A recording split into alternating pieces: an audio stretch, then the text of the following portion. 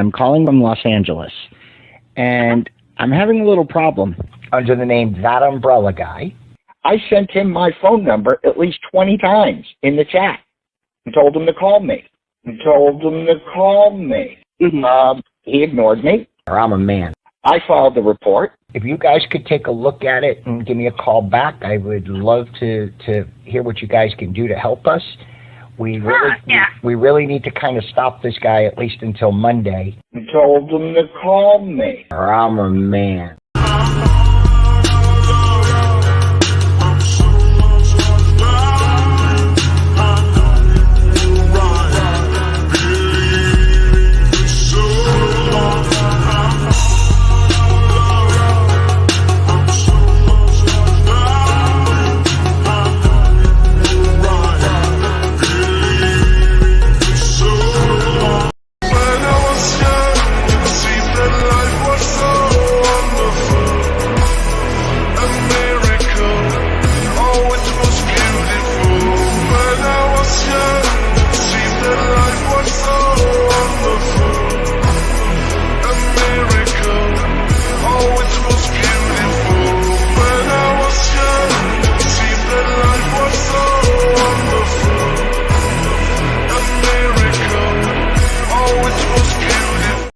All right, what's up? Man, today I forgot to tag my video and everything. It was so off today. I was like, wait a minute, 250. Oh man, I forgot to tag videos and everything. Lord. Oh, some of those days, man. How's it going today? Man,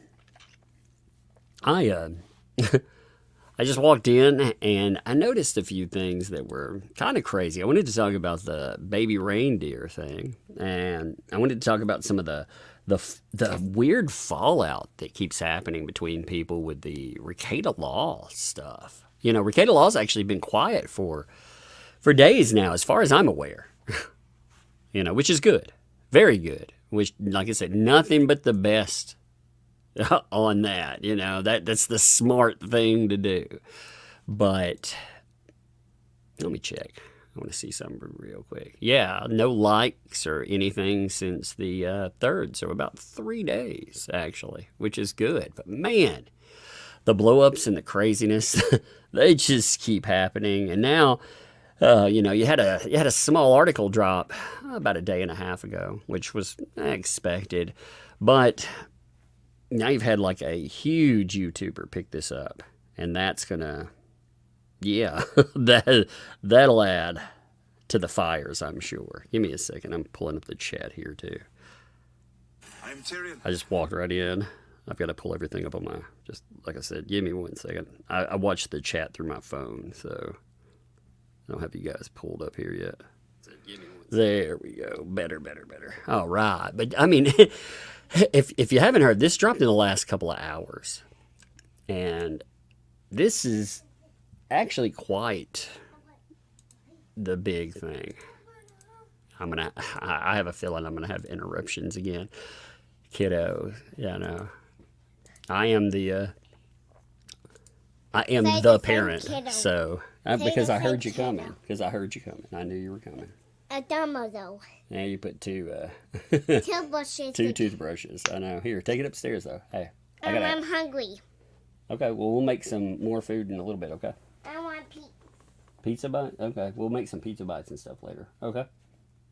Hey, tell Sissy if you want some right now. Tell her. Okay, but shut that door for me. I want dumplings. Who? The dumplings? I don't know if there's any left. Ask her. Ask her to see if there's... Huh? Whatever's in there. Go ask her to see. I'm not sure what's in there. Like an eating machine. It's like, I know we ate 20 minutes ago, but let's eat again. Okay. When they get like growth spurt, man, it's crazy. But yeah, if you notice more interruptions, I am the parent right now. So, you know, no more on that. But yeah, you'll see a lot more interruptions these days, and that's okay. But anyway, this channel picked this up. This is Turkey Tom. Now, Turkey Tom is not a small channel in any way, shape, or form. If you'll notice, 1.22 million subscribers. Now, this video has been up for a couple of hours. Already picked up 54,000 hits on it. This will shove it everywhere. This is what'll happen. I figure you'll have more and more of this as it goes along. And I wonder about the long-term ramifications of stuff like that when it picks it up. Like for Turkey Tom. Now, Turkey Tom does pick up a lot of, let's just say, internet crazy and drama. Not that that's not the only thing ever covered, but it's a lot. And the numbers these videos pull down are crazy. Here, check this out. So, I mean, if you look at on the regular, the lowest one that you see in the, out of the last 2 months worth, you have 400,000 hit video. But the rest of them, I mean, we're talking typically 700,000 plus.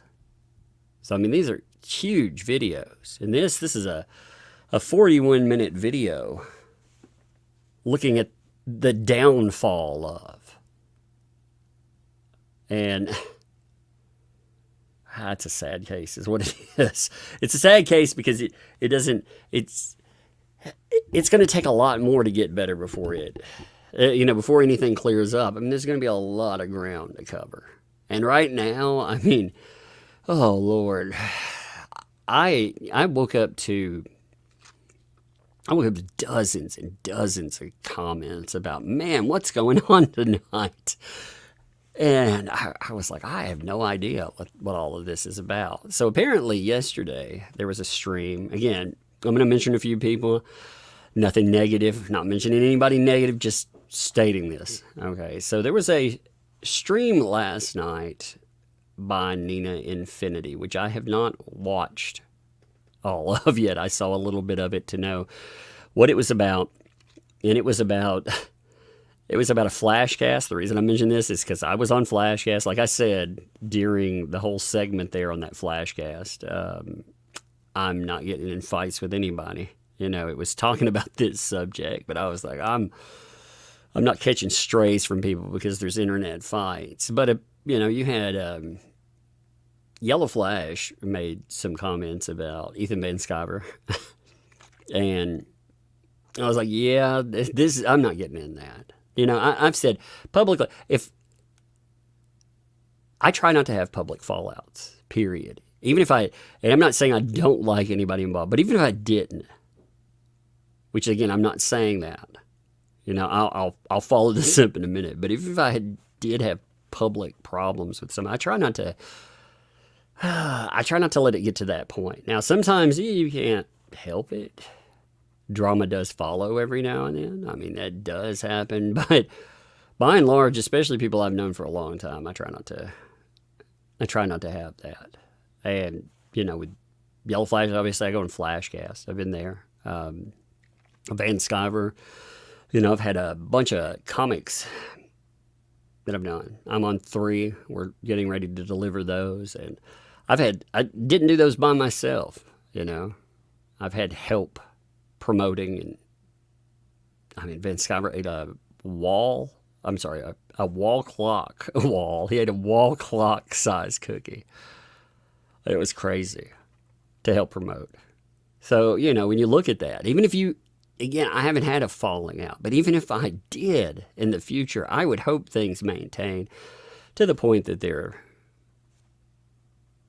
they don't spill out publicly. I mean, sometimes they do. I mean, and it's, once they do, it never stops, it feels like.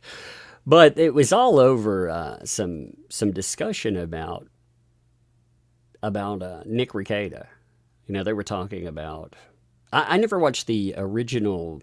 One of the reasons I never commented on the stuff, there was a quote brought up from Ethan Van Sciver. I've not seen it in context. I've seen a clip of it, but I've not seen it in context. So I was asked about that. I was like, I have no idea. Like, I don't know what the context of that is.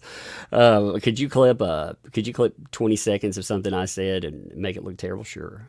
I can make anything So is that the whole context to it or whatever? But I was asked, what do I think about kids in the situation of Rekieta? I think that's tragic.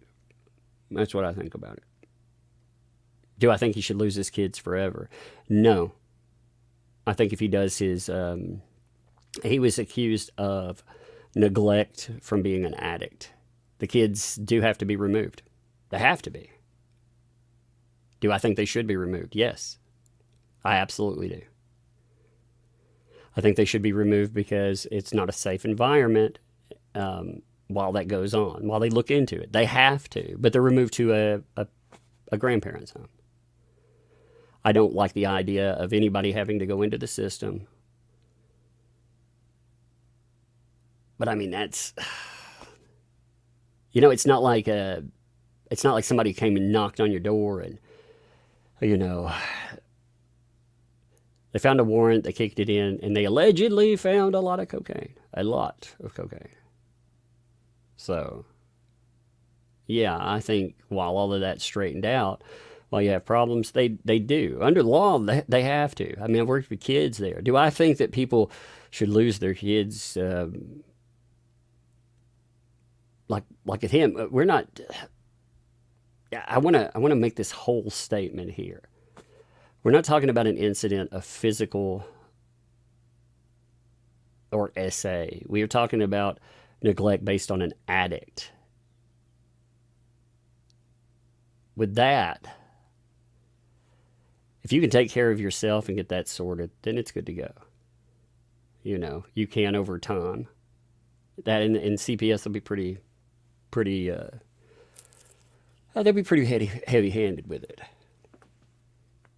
I don't think removing kids from their home, I mean, my God. Because that means they go somewhere else. Where do they go? They go into foster care, and that's a bad place. That's, if it's between letting someone clean up things and, again, I've had a lot of talks with Rekieta before all of this happened. And I mean, God, you're talking about, getting lost in the weeds. Yeah, for sure. But I was asked, about a specific Ethan Van Sciver comment, blaming kids. It's like, first of all, I was like, what entire, statement was that? Nobody played a statement. I just heard, he's blaming the kids. And I was like, there's got to be some context to that, right? It's not, if somebody blames the kids there, that would be insane. But I feel like there's, it's just like anything with the internet. I feel like there's probably more context to that. Have I been motivated to go and see and argue with Ethan? Not really. I mean, like I said, these people, I know, arguing with Ethan is not going to be fun anyway. I watch these people get eaten alive on Trashcast. And it's like, no, that's stupid. And it's, you can have a disagreement and everything, but a lot of people approach it and they get eaten alive there. And then it comes back, you have flash firing back. It gets crazy. I mean, it's just, man. And it loses the side of what's being talked about here. It's so strange. Like, I watch all this fallout. Well, the reason I titled the live stream "The Fallout from Nick Rekieta Continues" is it's fallout between people. It's been wild. It's not the only fallout, but the Nina Infinity live stream apparently was based on. She made some comments with Rekieta, and I guess they were about Ethan's. Again, I haven't been keeping up with all this stuff. It's so fucking ridiculous. The only reason I even talk about this is because I'm getting pulled into it. I'm like, why are you fucking pulling me into this, people? I'm over here doing my thing. I'm not involved with all of that. I know all the people involved, They argue with each other. Like, I'm like, yeah, you know what? I'll pop up on any of your shows and goof off and have fun, but not with that. Just say I got another interruption. Oh, yeah. A jammer. Yeah, little blue jammer. You don't have any other ones in your room, do you? You don't have any more out, do you? Do you have an open one already? Are they empty, any of them that you had before? Okay, I'm just making sure. Have you spilled any of this mess on your carpet? Okay. We have our one jammer. These things are like, huh? These things are harder than heck to open. They are. I don't know what they make them. I feel like they're almost like a gag gift. You know? I got it. No, leave it. It's okay. It's a toy. I know, I dropped the tweezers. I was trying to get something to cut this open with. These things are, they're like it's child-proof. It's adult-proof, too.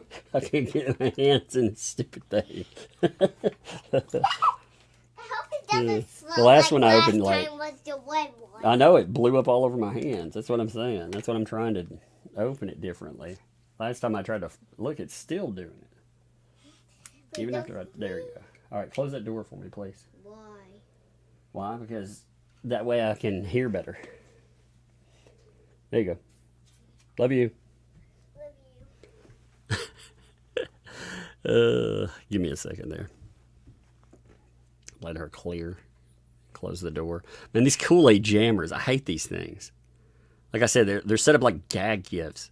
You twist the little top open and the thing explodes all over you half the time. I open one up. I take the kids to activities before streaming. That's why I have a specific, like it's a very specific schedule, you know. I do a lot. Like I said, I take care of the kids, me, you know, and it's day job, activities, night job, prep stuff. It used to be homeschool as well. Added on in the morning, so it added about 3 hours of sleep if it worked out. That's why I saw people talking about, like, hey, I miss shorter videos. And I'm like, I'll get back to those sooner or later, but they're hard to make. Like, I just haven't had the time. By the way, if you enjoy the content, consider supporting the channel. Let me put that in there, too, while I'm talking about this stupid crazy. Oh, man. Law and Crime is premiering Nick's Downfall right now, too. Is that actually true, Fat Yoga? Is Law and Crime talking about this as well? Holy crap. If that's, let me check real quick. Let me look at that. Law and Crime Rekieta. Is that true? Because I could see them doing it. Yeah, I see it. There it is. Holy crap. I'm going to watch this. You know, I'm going to watch this with y'all. You know why I'm going to watch this? Because Law and Crime. So Nick Rekieta had a war with Law and Crime. I don't know if you remember this, but he absolutely did. He had a war with Law and Crime. And Law and Crime, they struck something of his, and it got ugly. It got ugly in the way the judge comments got ugly. So I'm sure whoever is sitting over there at Law and Crime is like, ha ha, baby, ha ha. You know, there's somebody over there. Ooh, I'm curious what they'll add in, because I'm sure they'll add in probably everything, because this will be personal. You know. Oh, I mean, it's not like, you know, a lot of times when you see personal, you see internet people fighting back and forth. But he fought with Law and Crime. It was very public. And it was, like I said, it was ugly. Hey, Scott, thank you for the 5 gifted memberships, too. Thank you for that. Appreciate that sincerely. Thank you. And Fat Yoga, thanks for the 2. Just got the notification. Yeah, I see that here now. It's just kind of wild. I mean, they talk about all kinds of stuff, granted, but this is that's just kind of an interesting. Now, let me make sure that, yeah, okay, that's in 720. I was making sure it was going to broadcast correctly. Yeah, so just a note, he had a pretty nasty back and forth with Law and Crime, though. mean, again, I didn't know if they would cover. They usually when they cover stuff that deals with YouTubers, it's maybe some. I mean, this does have a law and crime component, but at the same time, typically they're dealing with bigger cases than this. They're usually dealing with something like murder or something. Now, granted, Nick is not a small YouTuber. That's something a lot of people, they look at the numbers and they forget. Like, he's not, he has a little bit, number-wise, he has a little bit bigger channel than me. But as far as reach, he has a much, much larger channel than I do. He's a live streamer, just totally, He would be like that channel I showed that was covering him that had about 1 million people. I mean, he'd be the size of that if he wasn't just a live streamer. YouTube punishes you algorithmically. On top of that, he's picked some crazy fights. I mean, again, I actually covered the law and crime back and forth because it was wild. It dealt with legal documents.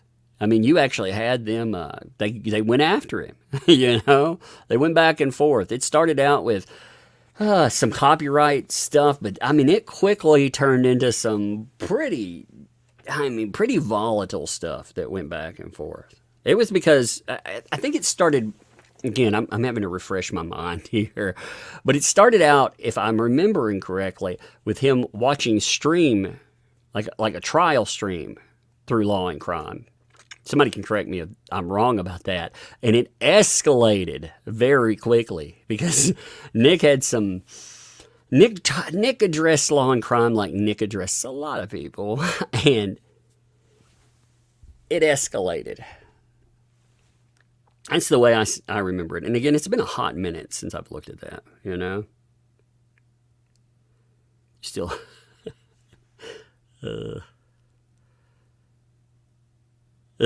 You still do those checks from AH's lawyers mentioning you so many times? Yeah, I do. I do indeed. Hey, I saw some mods deleting stuff. I love your mods, by the way. But if people have negatives on this, as long as they're not doxing or anything, let them have it.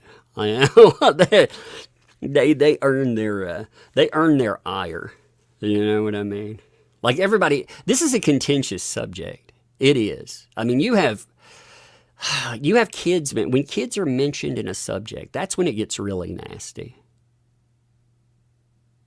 And I get that. I very much get that.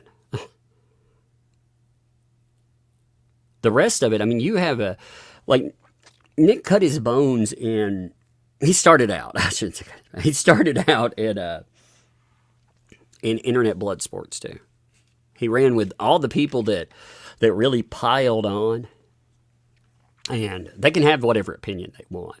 I watched Keno and a bunch of other places, they've had that. And Keno Casino they're funny. They are very funny. I would hate to be their content, But I've seen Worski for the longest time, and PPP. I didn't know PPP from before, but I mean that stuff. They can be really funny. But my God, man, Nick would go back and forth. He would go after Worski a lot. Like he mocked Worski for a lot of problems that he had. And when that happens, it becomes your turn. If you're gonna put a bullseye on another person and just mock them relentlessly like that, I mean, if you ever have your moment, they're gonna wait with bated breath. And they covered, it wasn't just this.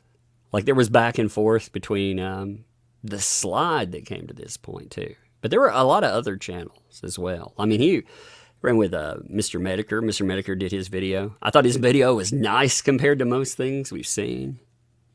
But some of these people are big. I mean, Keno Casinos had thousands and thousands of live viewers. Again, you got Turkey Tom picking up with 1 million, but this is normie stuff right here. This is where you really start having your problems. The back and forth online, you can go into a redemption arc easier.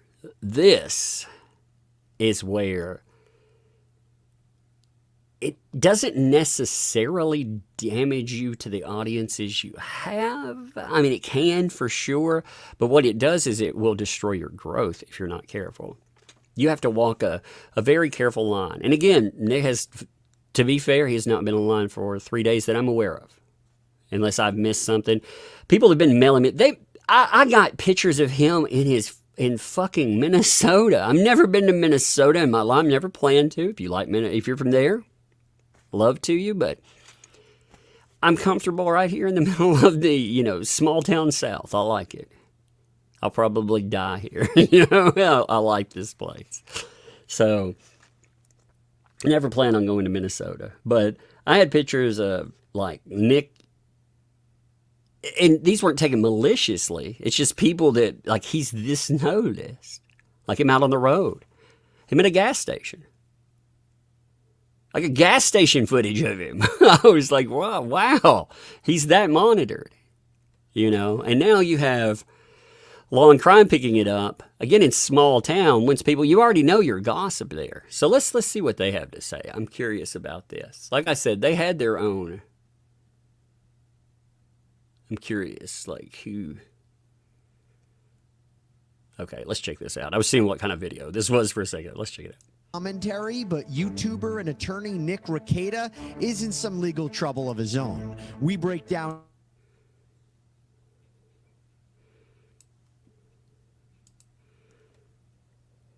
the sidebar presented by Law and Crime. I'm Jesse Weber. I don't even know who Jesse Weber is, by the way. To note, he didn't have problems as far as I'm aware with this particular person.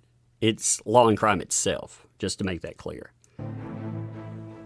Hey, everybody, this is a Law and Crime legal alert. Google Incognito tracked users' browsing data without their knowledge. Yep, well, Mass Tort Alliance, one of our legal sponsors, is actually helping users file. There we go. Nick Rekieta. All right. Now, this is a name you may have heard of before. Why do I say that? Online personality, Minnesota lawyer, legal commentator, runs the YouTube page Rekieta Law that currently has 446,000 subscribers. Really came to fame for his legal analysis of trials like Johnny Depp and Amber Heard and Kyle Rittenhouse. And clearly he has developed quite the following. But now Mr. Rekieta finds himself in the spotlight for not a great reason. I'm glad, finally, someplace that is semi-media, media, whatever the fuck. I consider Law and Crime media. Now I get along with certain people at Law and Crime, but I still consider them, they're a media outlet. And at least one of them understands that he gained his notoriety. He really grew off Rittenhouse. That's what propelled him forward. Depp, there were a lot of people that pulled the same type of audience off Rekieta. He pulled a big audience. That is no joke. Like Emily Baker pulled a bigger audience. Law and Crime bought the top statistic. Like, to be honest, from what I understand, they spent millions buying their way into the top of the YouTube algorithm. So that cut down on people that would be easily found. But Emily Baker pulled giant audiences. I didn't pull a shabby audience. I thought it was pretty good, considering I just listened to a case. But Rekieta pulled a big audience. There were many others, like Legal Bites. Again, quite a few of them. But undisputed Rittenhouse. 100,000 plus off that trial. And if he ever goes back to trial coverage and puts in that same formula, I think he'll weather a little bit of a rocky road for a hot minute. If he could pick up with the Karen Reed stuff right now, I think he would do very well with it. But I think he would easily pull an average of a minimum, no matter what, even with this 10,000 viewers. I don't trust Rumble's numbers. People will bring up, Rumble says, I don't trust their numbers. I think Rumble's numbers are fake, just to be honest. I know I'm not supposed to say that, but I think their numbers are fake. It doesn't make sense to me how you'll have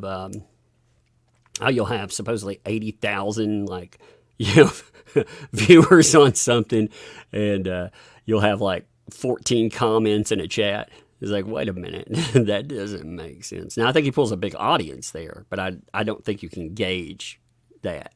I think the YouTube numbers are at least a little more realistic, and the Rittenhouse numbers were very realistic. But anyway, no, he and his wife Kayla were arrested and charged with felony second-degree drug possession, as well as 2 misdemeanors of child endangerment and firearms possession.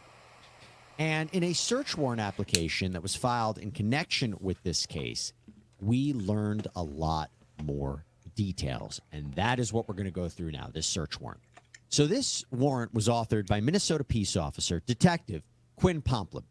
And he writes that essentially there is probable cause to believe that controlled substances like meth and cocaine and other drug paraphernalia are located at Rekieta's house. And he wants to conduct a search of that property between 7 a.m. and 8 p.m.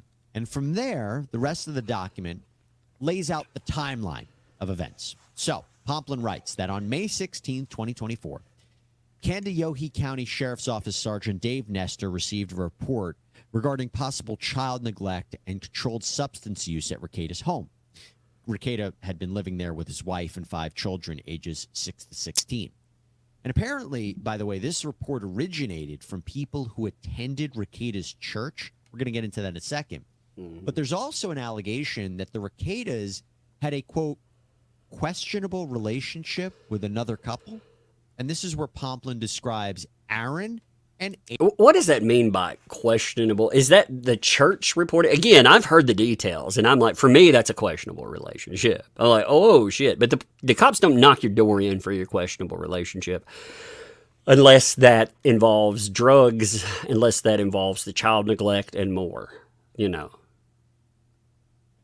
I mean, so when they say it, I guess they're talking about the relationship as far as the search warrant, you know, because Aaron discussed it in his live streams, and he was like, yo, we did drugs together and all of this other stuff. I'm curious, you know, when I've heard the other, like, again, I don't believe everything Aaron says, but I believe some of what Aaron says, and some of it's like, holy crap, Rekieta, what were you doing, man? Also, I've heard enough of his friends ranging from Camelot, you know, being like prostitution and drugs, Cecil talking about drugs, oh God, what's his face? Shit, who was that was on last night? I can't think of his name. He's like a big YouTuber. He's just slipping me for a minute. He was on Camelot's stream last night. He was talking too. And he was like, yeah, I knew they were swingers for a while. I'd actually heard that before. Remember, there was this big dust up with, here's a name from the way back. You remember Farron? I can't think of her last name. You remember she caught a lot of shit because she mentioned DMs where she said, and it was denied at the time, that Rekieta was a swinger and other stuff. I don't remember the whole detail, but back that was a while back too. Yeah, fair and unbalanced. Yeah, a Gundam. That's right, Pampa Gundam. How do I forget it's a Gundam? How does that happen? I like Gundam's made fun of me many times. He's like, holy shit, how many Johnny Depp videos can you put out? And I was like, I can put out more. I can put out more, fucker. I can put out a lot more. But I like it's a Gundam. I think he's funny. Like, I'm not... I get along, like I like Cecil and, you know, Camelot and everybody else. I'm just not as... my humor's drier. I'm not saying you being a dad makes your humor just dry out, but I have like dad humor. You know, mine is I'm not fucking 30. You know, I've got 2 kids. I'm taking care of them. I just don't. I don't edge it up at all. But they'd love to them. I mean, they, you know, they live. They're quite funny. They do their thing. But it is fascinating that they noped out too. man, some of the stuff I've heard. Oh shit. I can just say that I trust there are enough people that are close that I feel confident that 75% of what Aaron says is true. 25% of it's probably bullshit. But that 75% is crazy. You know, and does that matter in a legal framework or anything else? Not really. But I mean, it matters in the fact that Rekieta's mocked that lifestyle. He's mocked the shit out of people that live that lifestyle. So, you know, of course he's going to catch a lot of, I would make fun of him if it weren't so like, I just to be honest, I would do it. I'd do it on a live, I'd go on a live stream with him and make fun of him and with it, you know, because I think it would be funny. I wouldn't have to do it behind his back. I would go on there. But he's got all this other shit going on, so I haven't felt the time's appropriate. You know what I mean? Every now and then I'll make a joke. You know?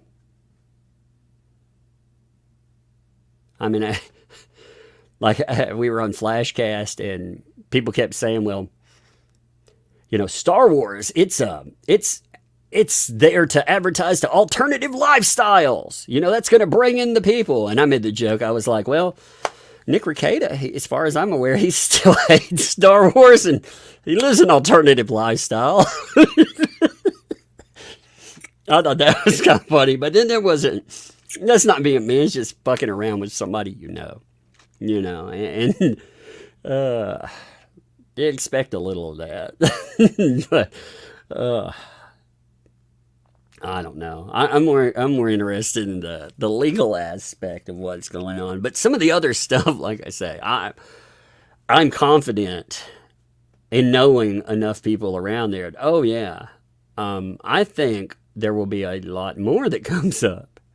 In fact, afterwards, but and if that becomes a punchline and a laugh track, I mean, like I said, that's one thing. I think like I said, I think there's a lot more that can potentially come out. Oh my God! So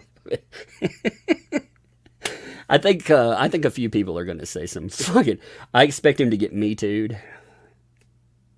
I very much do. It may not be from April. It may be from somebody else.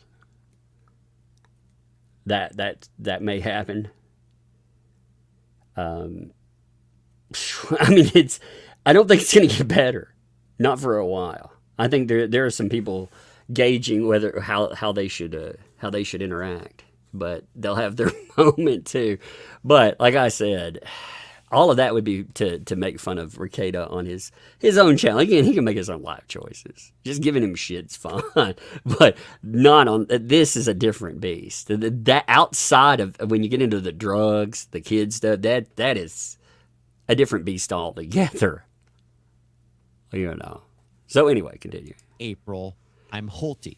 And according to Pomplin, the Rekietas had befriended the I'm Holties, who apparently are personalities from an online show called the Steel Toe Morning Show. But Pomplin says it's possible that this couple had a falling out with the Rekietas.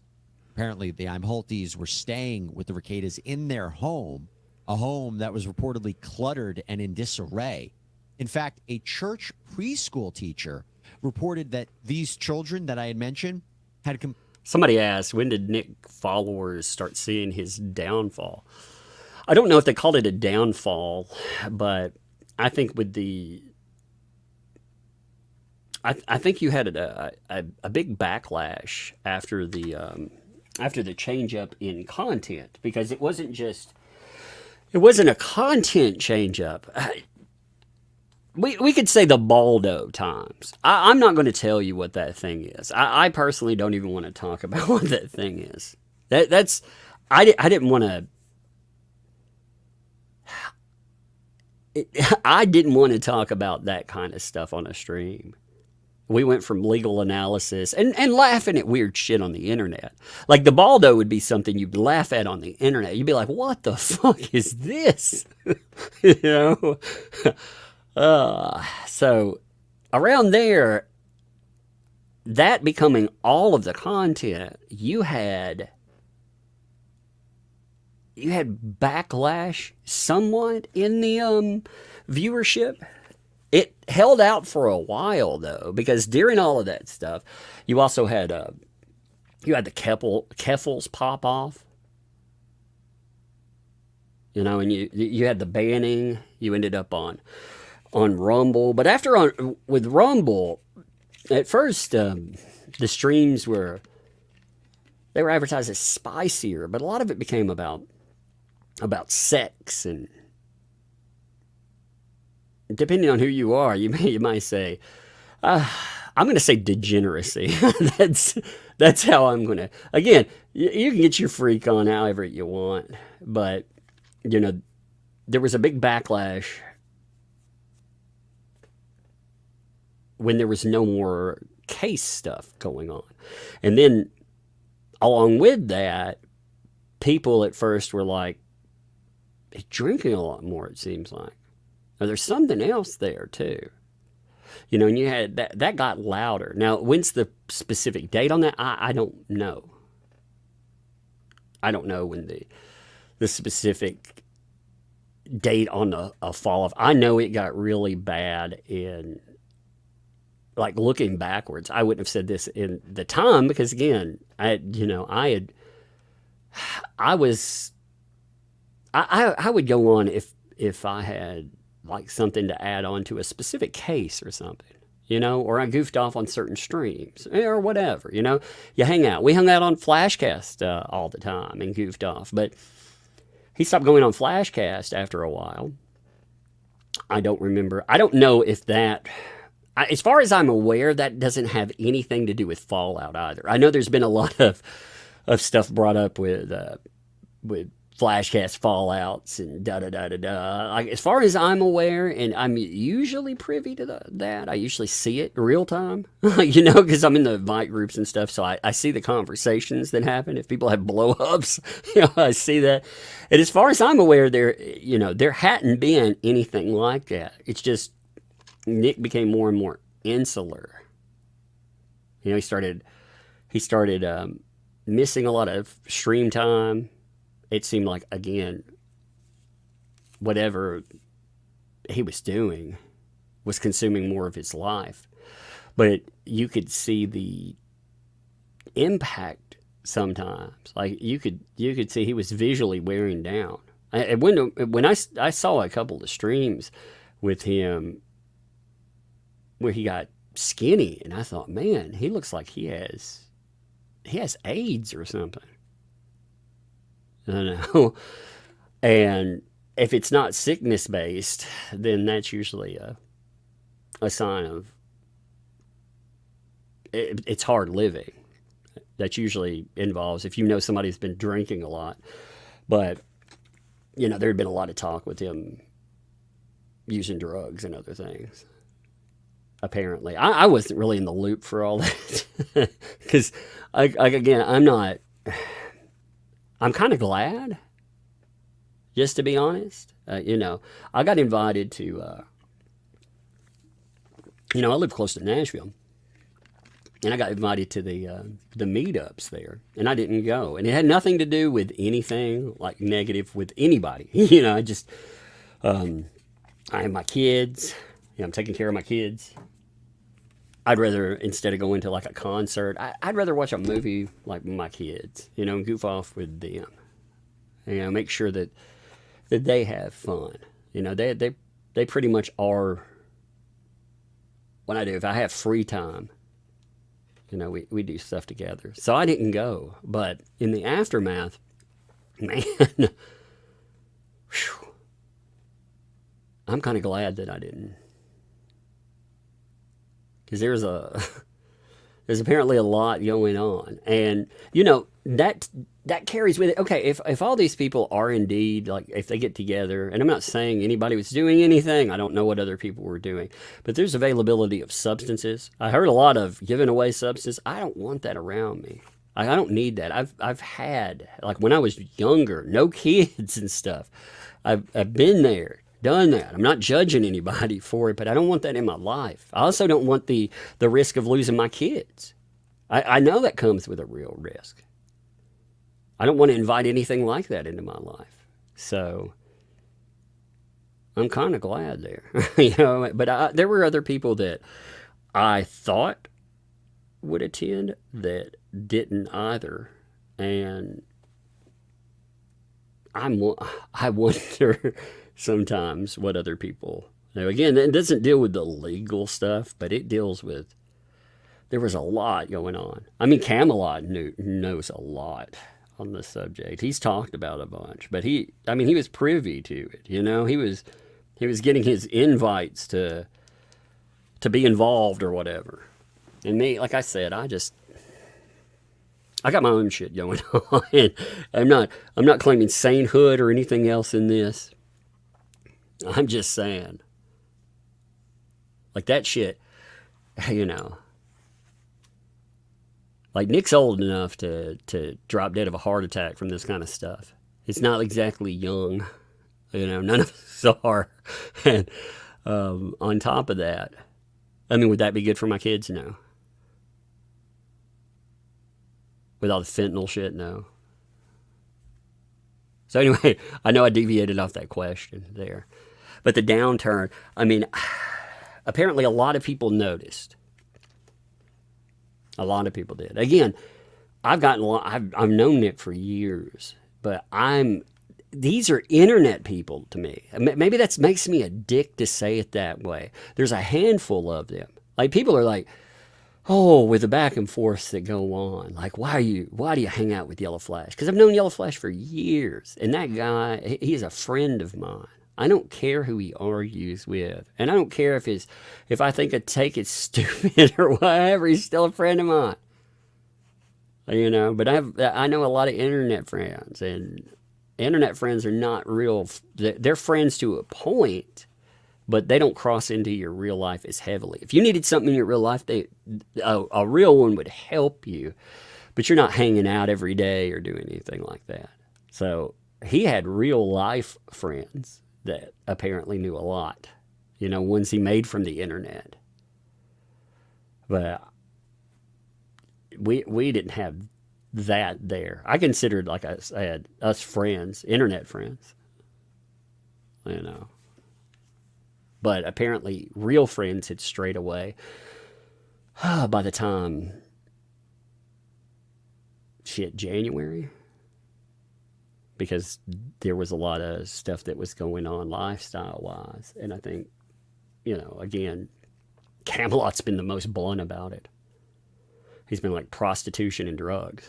That's been his comments, I love Camelot for his bluntness, too. I kind of expected him to be the one that would be very blunt in everything. Oh, Lord. Hey, what's up, by the way? Stick Print Paint. Thanks for the 20 there. 2003, I was a director. Sacked by a friend because I was outspoken. It was bad. He tracked me down years later, and we now design those airbrushes together. Our friendship is stronger. Great, man. That's good. That's actually very good. Glad to hear that, dude. Glad to hear that. Appreciate you, too. Quite a bit. Rock and Ruin. Man, what's up, Rock and Ruin? Thanks for the 50 there. Part of me will not be the same from seeing Nick fall so hard. Fortunately, I also know what money can do to a person. Drugs, being carried around by the wrong people. Just saying hi. I hope he can put this puzzle back together again. Love y'all. Yeah, indeed. Indeed. I'm hitting these real quick and we'll start the video again. Gutty, thanks for the 5 there. Tug, the heavy drinking on stream was disconcerting, but it kept going. He had flashes of brilliance. I knew something bad was going to happen. I thought he was going to end up dead. After that last, the 21st thing, I knew he'd hit a wall. But again, I don't mean to rehash this on this, but I had so many people hit me up about how to promote an intervention. Like, how would we do an intervention? It was insane, the number of people. Because that many people were worried about it. So if you thought that, you weren't alone. And there were a lot of people that pointed that stuff out, apparently earlier. I hadn't been watching like clip channels, or I'd see something every now and then. But, the monograph, I had not kept up in a while. I kept up when the monograph stuff first kicked off, for example, that lawsuit. But after I'd seen enough, I'd seen doubling, tripling, quadrupling down while drinking, calling Monty a PDF. And I thought, man, you're not doing yourself any favor. Can you win the case? Sure, but you're not doing yourself any favors there. And I didn't think that was smart. I didn't think that was smart at all. So I hadn't kept up with a lot of stuff since then. But anyway, let me kick this back up. Complained of being hungry, not being provided food, and were wearing the same clothes for days. As for Mr. Rekieta, he was apparently lethargic and appeared high or drugged driving a car around. The document goes on to state, quote, another individual advised the reporter that Nicholas will walk out randomly during sermons at church and have noticed behavioral changes in him. It was alleged that Kayla looks anorexic, and Nicholas has lost a substantial amount of weight recently. One individual describes Nicholas as having injection or track marks on his arms. So with that, Pomplin explains that he started looking at Rekieta's online videos where he noticed that the YouTuber's appearance had seemed to change over recent months, namely that, yes, he lost weight, he appears tired, and, quote, strung out. But let's actually go back to the Imholtes, that couple I mentioned. Well, Pomplin explains that Aaron indicated on his social media that he and his wife were planning on getting a divorce, and he himself had experimented with cocaine and Molly multiple times. In fact, it appears the Imholtes had broadcast one of their podcast shows from December seemingly out of the Rekieta home. Pomplin explains that in recent videos... I didn't even realize this had happened. Like, to tell you how out of touch I was, I didn't realize this.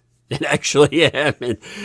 I had seen people make fun of a hot tub stream, and it didn't dawn on me that these people were the ones that were in that hot tub stream until afterwards. I mean, all the pieces were there for, wow, this could end up in a train wreck. But like I said, I didn't realize that they had streamed together, and I mean, there was so much access. My God, too. I have the feeling April will speak sooner or later, and I don't think that will be. She's gonna blame somebody. That's what the text that she put out looked like. Who will she blame? Not sure. She may keep her mouth shut. You know, a good lawyer would be like, keep your fucking mouth shut. Don't say a word. Shut up until after. Now, if she's in a divorce too, she may keep her mouth shut for a while. Because she, you know, Aaron, it's fascinating. Aaron, you know, being in a divorce situation, like the stuff he's talked about, that doesn't help him legally. He was actually probably in the driver's seat for a while. You know, I'm not actually. I need to look up Minnesota, you know, cause divorces, like how theirs work. You know, at fault, because I'm not sure how their at fault system works. You know, some places allow it, some places don't. But still, you know, with the arrest and all of that, that would have been really powerful in court. But, you know, with him being like, yeah, I was experimenting with Molly and all of this, and I might not do him as much good. Or him talking about, you know, again, allegations of like Rekieta in his house, leaving substances, his kids being near it.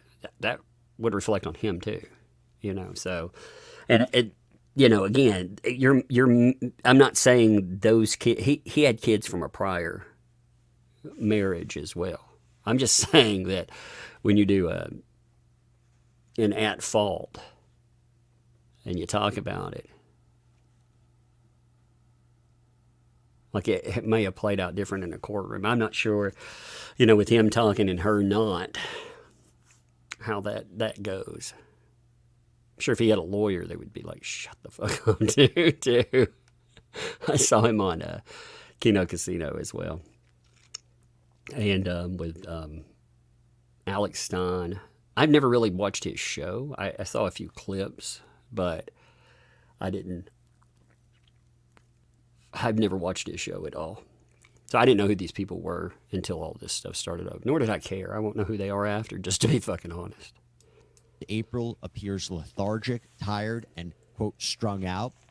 But in other videos, Aaron seems to suggest that Nicholas Rekieta has substance abuse issues and needs help. Pomplin says that he reviewed a video of Rekieta from May 21st, 2024, where he's allegedly drinking and appears under the influence and has to close one eye to read the screen, rambles, slurs his words. And at one point, Pomplin says that Rekieta seems to have a white powdery substance on his nose after coming back from the bathroom.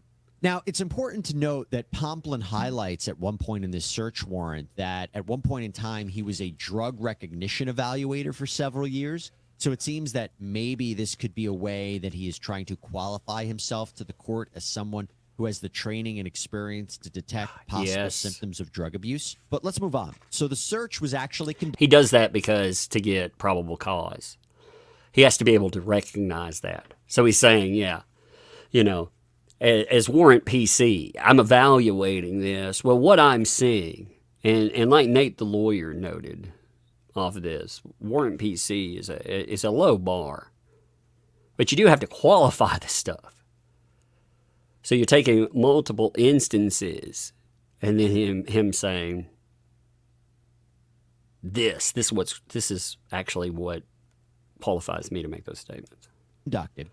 And according to a property inventory sheet that was also authored by Pomplin, and according also to local reporting, here is a sampling of what was found in the Rekieta house. Baggies and containers that tested positive for cocaine, multiple tablets that tested positive for ketamine, a digital scale, other items that had a white substance on them, like a $100 bill, a metal pan, a zip. By the way, I am glad that we got at a typed out list before that, because I tried reading this list and it, you can read it, but, whoo, man, I thought my handwriting looked awful some days.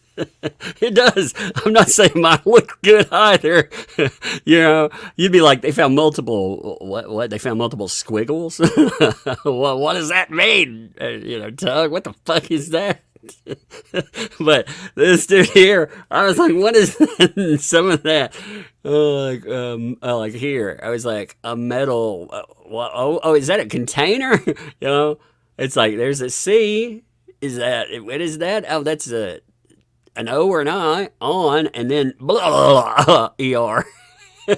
So I guess so I'm glad we got a typed out list for sure. Block with multiple small baggies. And a lot of this, by the way, reportedly found in the master bedroom, where according to local reporting, that is where Rekieta allegedly told police he and his wife had stayed. There was also a Sig Sauer 380 handgun, magazines with ammo, and spent shell casings and a loose bullet and ammunition that was found, as well as a Remington shotgun and a Springfield Armory 45 1911 handgun. Now, reporting indicates that when the warrant was executed on May 23rd, police were greeted by a girl who allegedly wouldn't let police in, and Rekieta allegedly refused to give officers the door code. So that's when police apparently had to use a door ram to barge into the property. Also, reporting indicates that Rekieta didn't answer questions regarding the suspected cocaine. Now, we can't independently verify that, but if that is true, perhaps that wouldn't be so surprising, because people in that situation may not want to say too much at that point. Remember, you have the right to remain silent. By the way, no shit. You shouldn't ever say anything. Like people were like, well, he's a lawyer. He did talk to the police a little, and he didn't really give away. Man, if his mindset was anywhere even remotely impacted, even if it wasn't, but if it was, you never talk to the police. You don't talk to the police anyway. They tell you, you know, when they Mirandize you, anything you say can and will be used against you. And, you know, there were statements about April that, again, if the statements are correct, You know, you had conflicting reports. One given to DHS from Rekieta's wife saying that she was a live-in, and Rekieta saying that she was just visiting. So, I mean, you do have conflicting items there. There have been discussions about the judge, too. So, I did a little bit more research, too, into the judge that the new judge in the case. You know, I thought it was fascinating. On Kino, by the way, they were saying that a lot of lawyers didn't think he could get another judge in this. If lawyers were saying that, I don't see why anyone would think that. Conflict of interest. A judge is supposed to step aside, no matter what. Now, will they always? No. Sometimes they'll try to hang on, but that opens all kinds of avenues for appeals.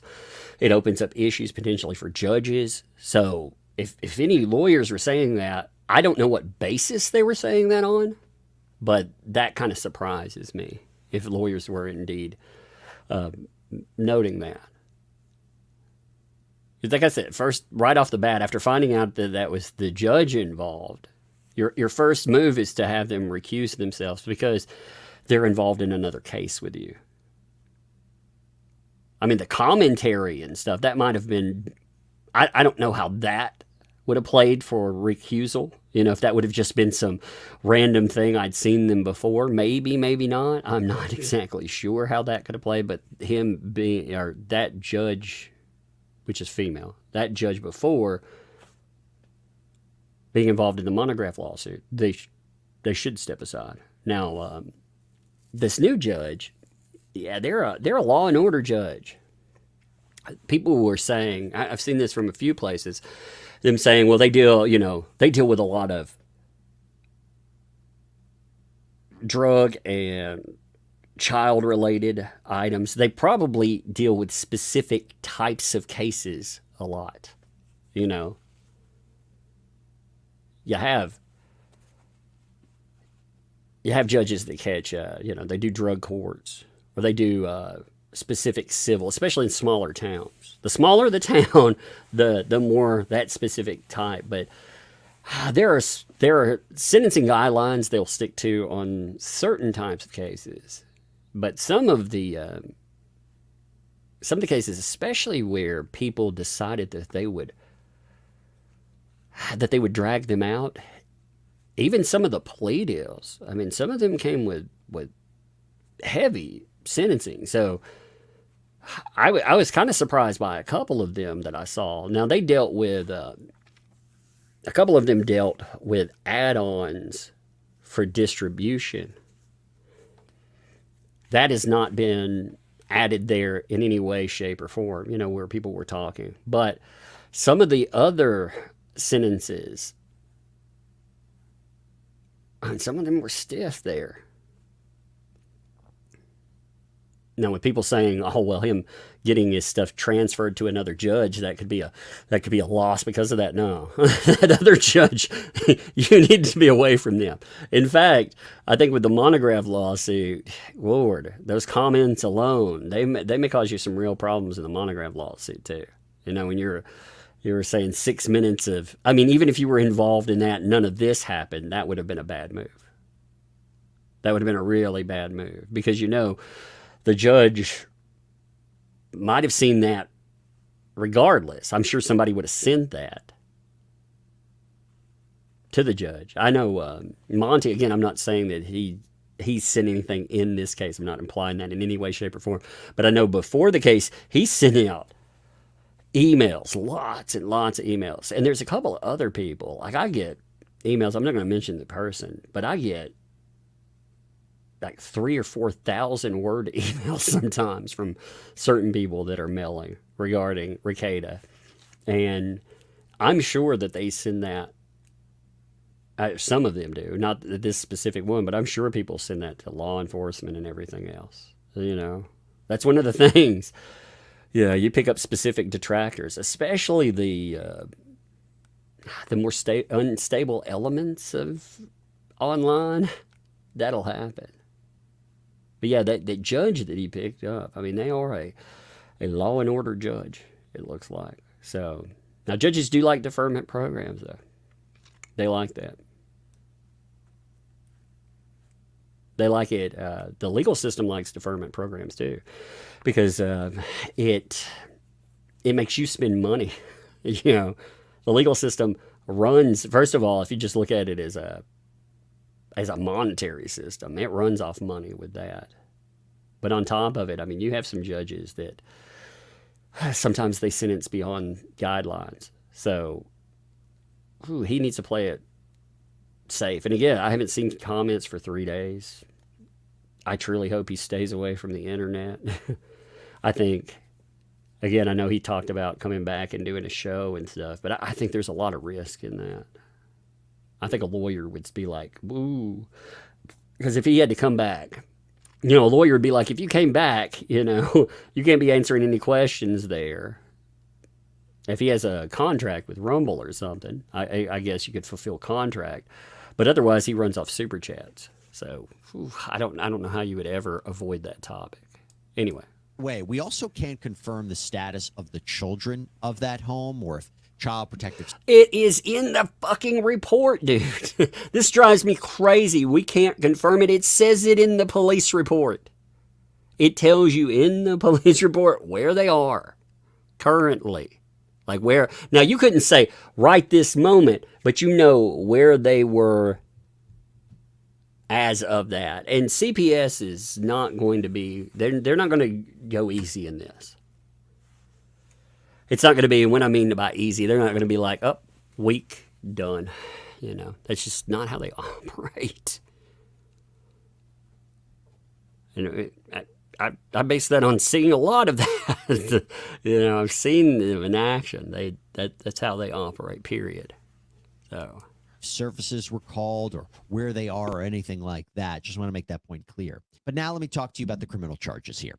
So Mr. Rekieta had a virtual hearing, and it seems that at this time, as he indicated to the court, he's representing himself. Maybe not surprising considering he is in fact an attorney. Now, we've seen in other cases of attorneys getting into trouble with the law where they retain outside counsel, either because they maybe aren't familiar with criminal law as much as their own practice, or it can even be because they want that sense of independence and detachment from the case, maybe have someone look at it from an objective point of view. Sometimes it's also just useful to retain a lawyer if they have the resources that you might. People keep bringing up a dog in comments. I don't know anything about a dog thing yet. You know, I had some emails or messages about a dog thing with I don't know. I was tuned out. If something came up yesterday, you know, I've been kind of tuned out, and I didn't even know about the Nina, EVS, yellow flag, all of that stuff. I saw some of it pop up, but I didn't invest a lot of time. Typically, I don't invest a lot of time in the back and forth anyhow, but I would at least see what's going on because, you know, there's a clip with me in it, and I was very clear in that. You know, I'm not catching strays from these folks. If I'm not saying I don't have opinions on this. It's just it becomes more of a. It was very personal. You know, it wasn't just comments made in a vacuum talking about the Rekieta things.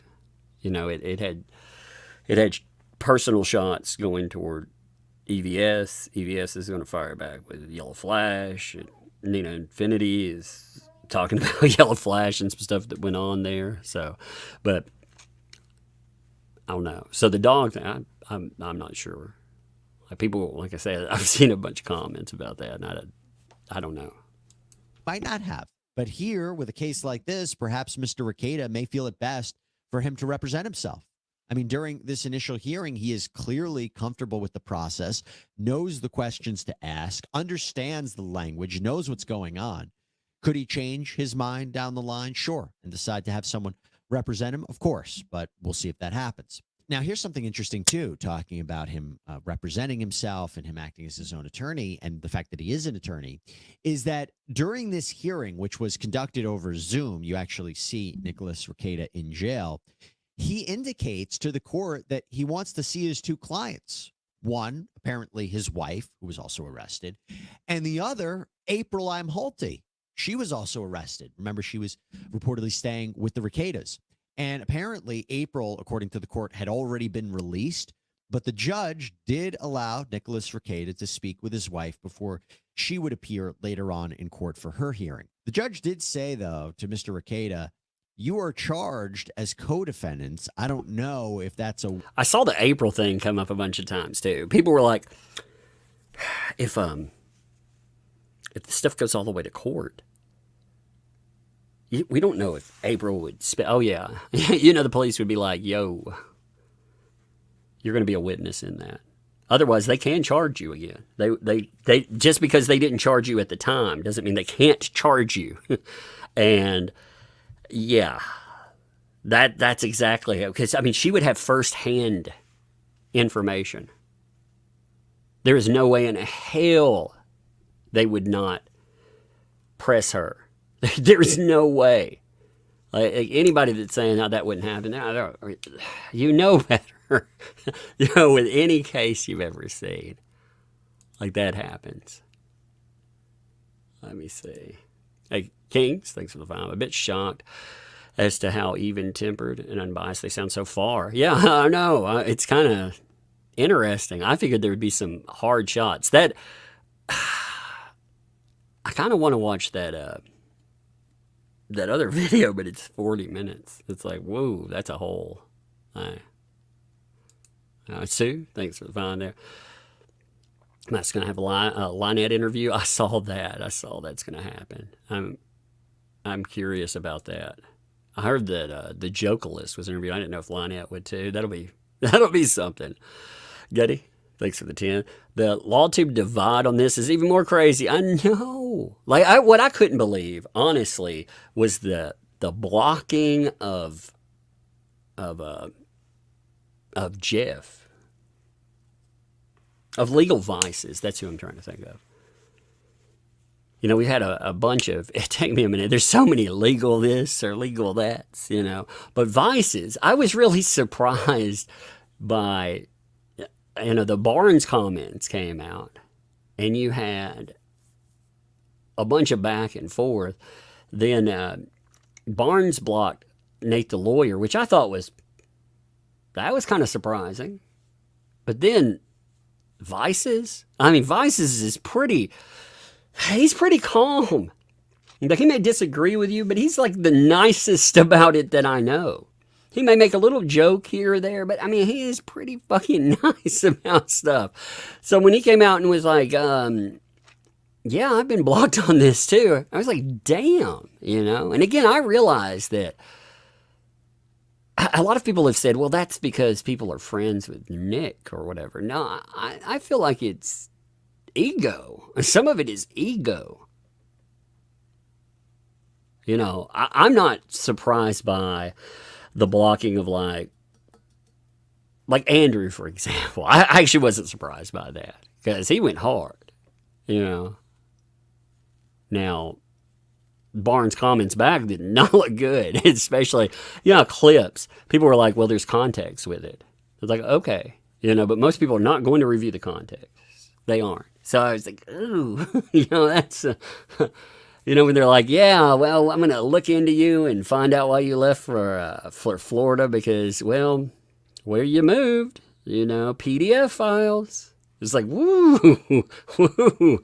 And Vices apparently commented on that and was like, it doesn't matter what did that. That's probably not a good look. And he got a block. I don't think I've gotten a block off of it yet. I'm surprised, but I don't think I've been a dick about it. I thought I in fact covered the discussion of constitutional law because I thought whether I listening to everything else. Again, I'm not a lawyer.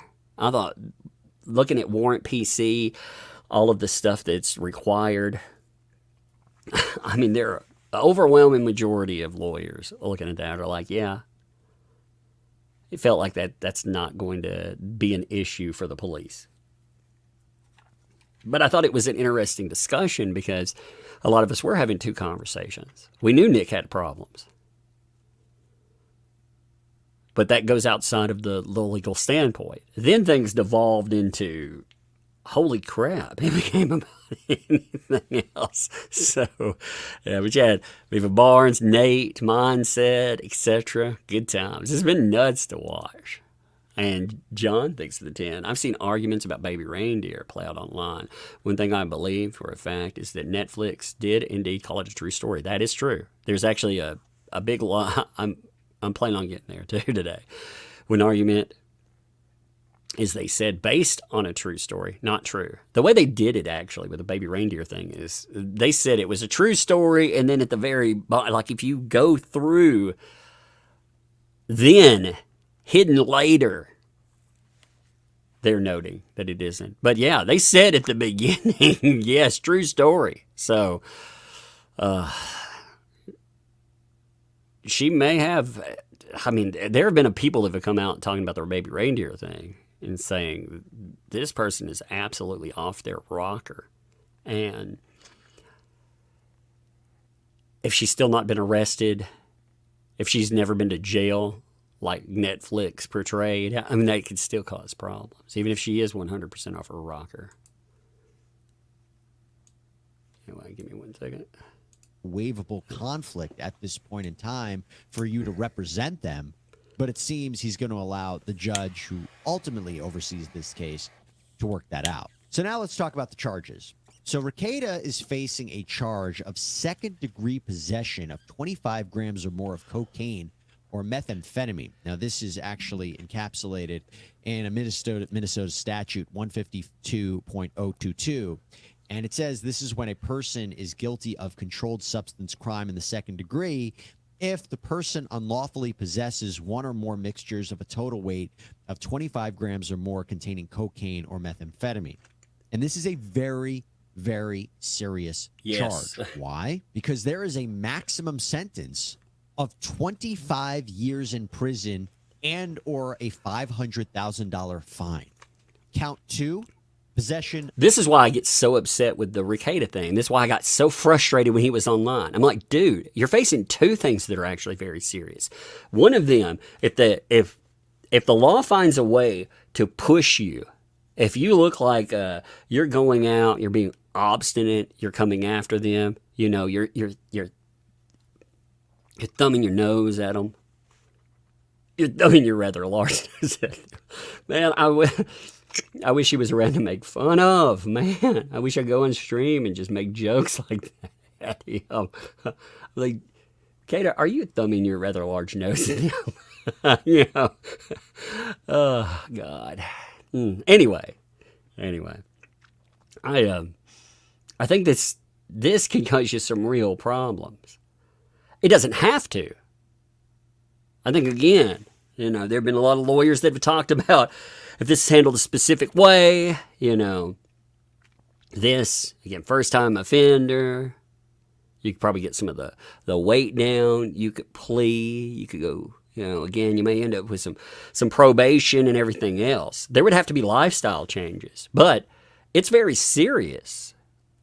The other charge, though, again, I realize it's a misdemeanor with the kids, but it's a very serious charge because you have DHS, CPS, they're involved. Once they become involved in your life, they have the ability, even with misdemeanor crime, they have the ability to do, I mean, people would be shocked by what CPS can do. There was a very contentious fight with CPS in Texas. You had one of their officials had CPS get involved, and it was over a call, and CPS, it kept escalating and escalating, and it was wild to see. And in that instance, you could argue that instance was politically motivated. With this, I mean, again, good luck arguing that in a court. You know, if you want to say, oh man, conspiracy people are after me, well, good luck arguing that in the court. You know, you know, the argument, like that's one of the things I thought the lawyers lost perspective of too. They were like, well, conspiracy, constitutional law, this and that. And I was like, well, what court are you going to argue that to again? You going to argue that to small town Minnesota law? I mean, how far are you thinking you're going to carry? You going to go 4 years of this hanging over your head, spend how much money, and hope to God that they don't hit you with a 25-year maximum? You know, good luck with that, because that's not the. I mean, again, I don't think most lawyers would be like, you should go that direction. Again, I'm not his lawyer. I'm not a lawyer.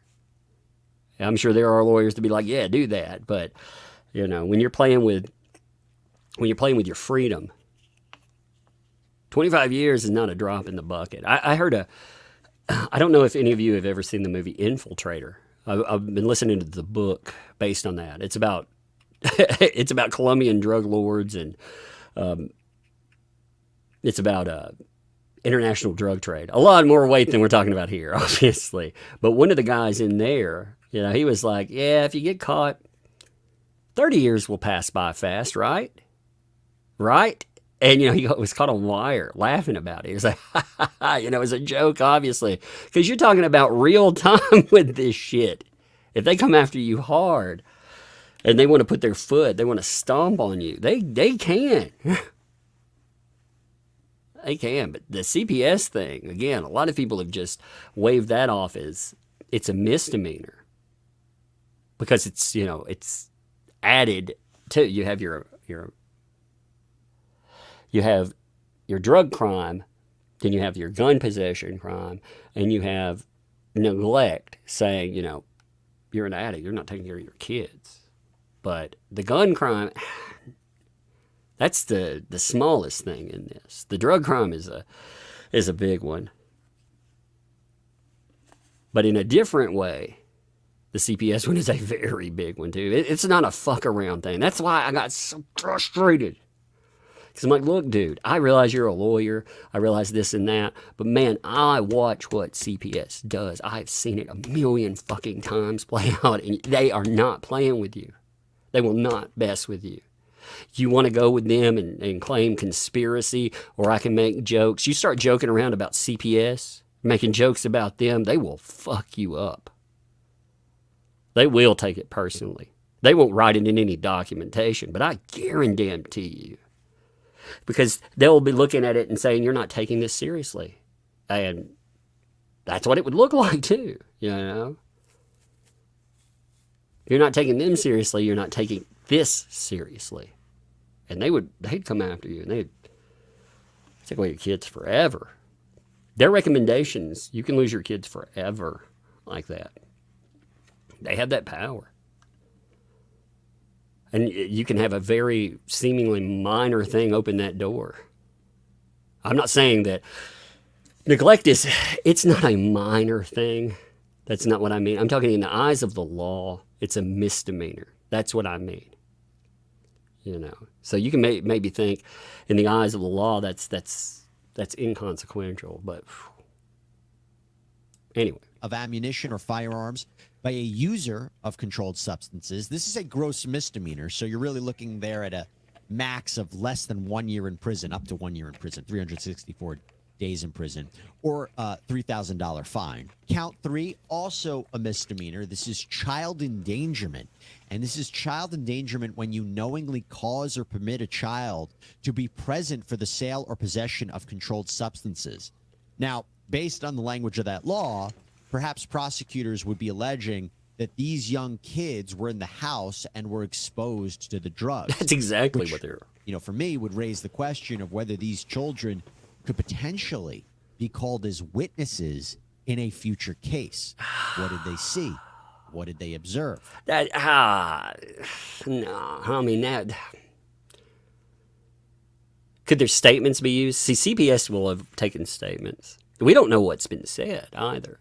We actually, that's one thing I want to bring in the back and forth. We don't know what kids have said, and we probably won't ever know. But if you got into a court by definitely any type of record taken by DHS or CPS workers, they would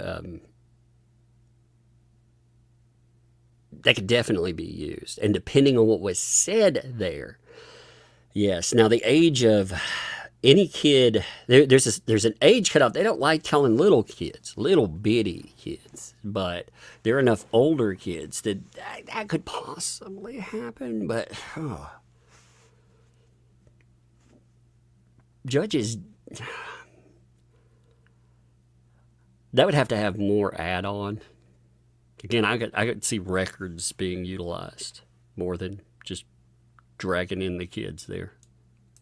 Now, I should tell you that during this proceeding, again, which was on Zoom, something very interesting happened. Someone interrupted the proceedings and said something, actually appeared to use profanity. It was during the course of...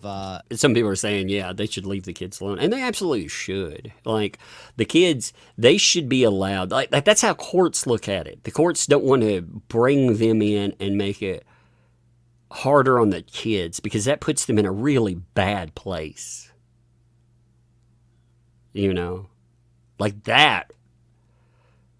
Whew. I mean, typically you're talking about like if you're just you're talking neglect. You're not talking about typically bringing kids in. And the kids, I agree. You know, the kids, they become something that people discuss as, like this is bad. Man, the kids are going through a lot too.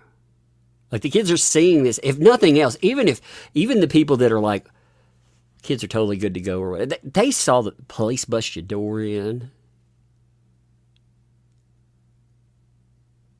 I mean, that alone is traumatic. They need time to heal. That's why it disturbed me seeing their names brought up. You know, every one of their names, like thrown out.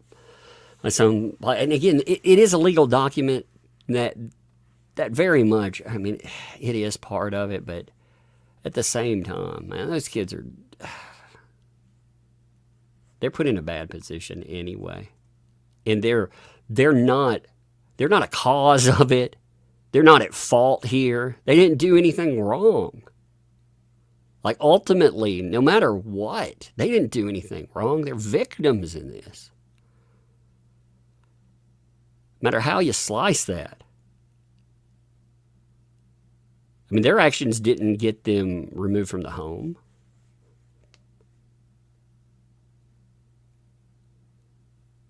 And when looking at commentary, you know, there have been different comments about the kids and needs there. Man, it's not the kids' fault if they had needs, if that was brought up specifically as has been alleged, the kids are not at fault again. I don't know how to make that any clearer. That is the most tragic thing in this. Everything else could be an easy, like almost a punchline with consequence, very much consequence. A tragic tale too, you know. But the kid thing, like, I don't even like adding the kid thing to it. And it is part of it for sure. But the kids, I mean, there's been a lot of shit pointed their way. I'm like, why? Why the fuck are the kids being brought up in any negative connotation whatsoever? They shouldn't be. Man, I think they'll have needs. Those needs can be met through, you know, if they have problems, if they need therapy or whatever, you can bring that in privately and meet their needs. But they're a tragic portion of this story. These charges being read, it was very odd, and the judge had to issue a warning that this is a court of law, that this will not be tolerated. And then the court clerk took away everyone's ability to unmute themselves on that Zoom. It was disabled by the court clerk, so there would be no more interruptions. But moving on from there, it was some preliminary questions during the hearing. So Shedfire also asked, it said, quote, Thing that perplexes me is that everyone is on about the kids, but they wait so long to respond. It's kind of fucked on all ends in either way. The police looked at it as a neglect situation.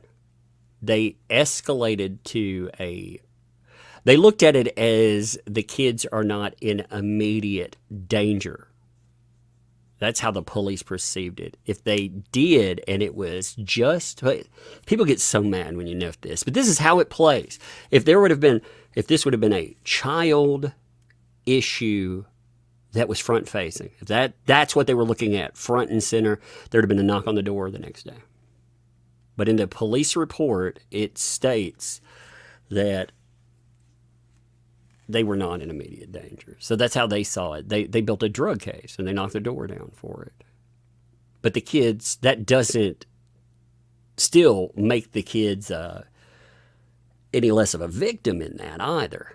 I mean, again, neglect is that's still child abuse. Because an addict can't take care of themselves. Now, it's something you can remedy. It's not putting a child in the hands of somebody that was, beating the crap out of them or essaying them.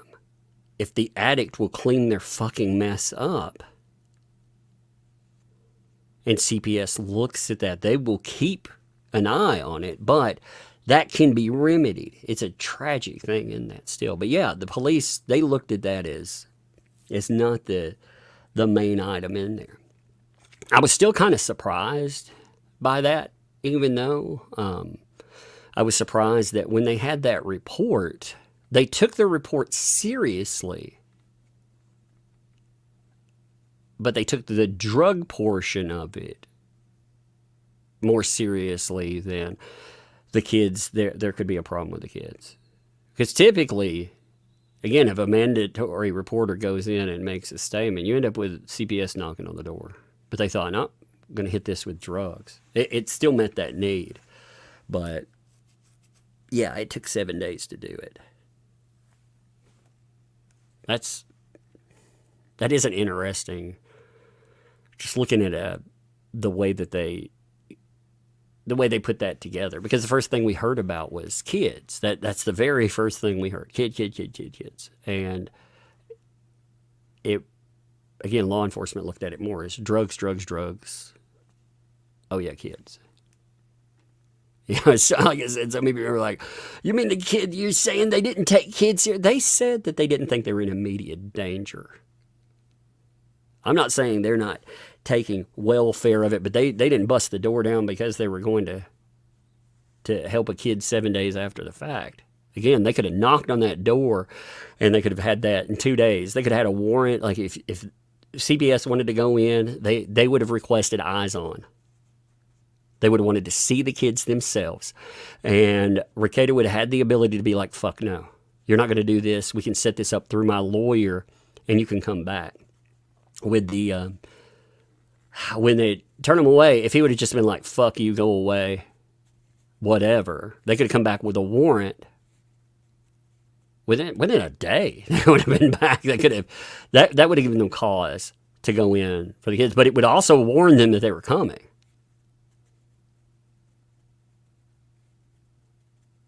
But yeah, they could have knocked on the door within a day. Very much so.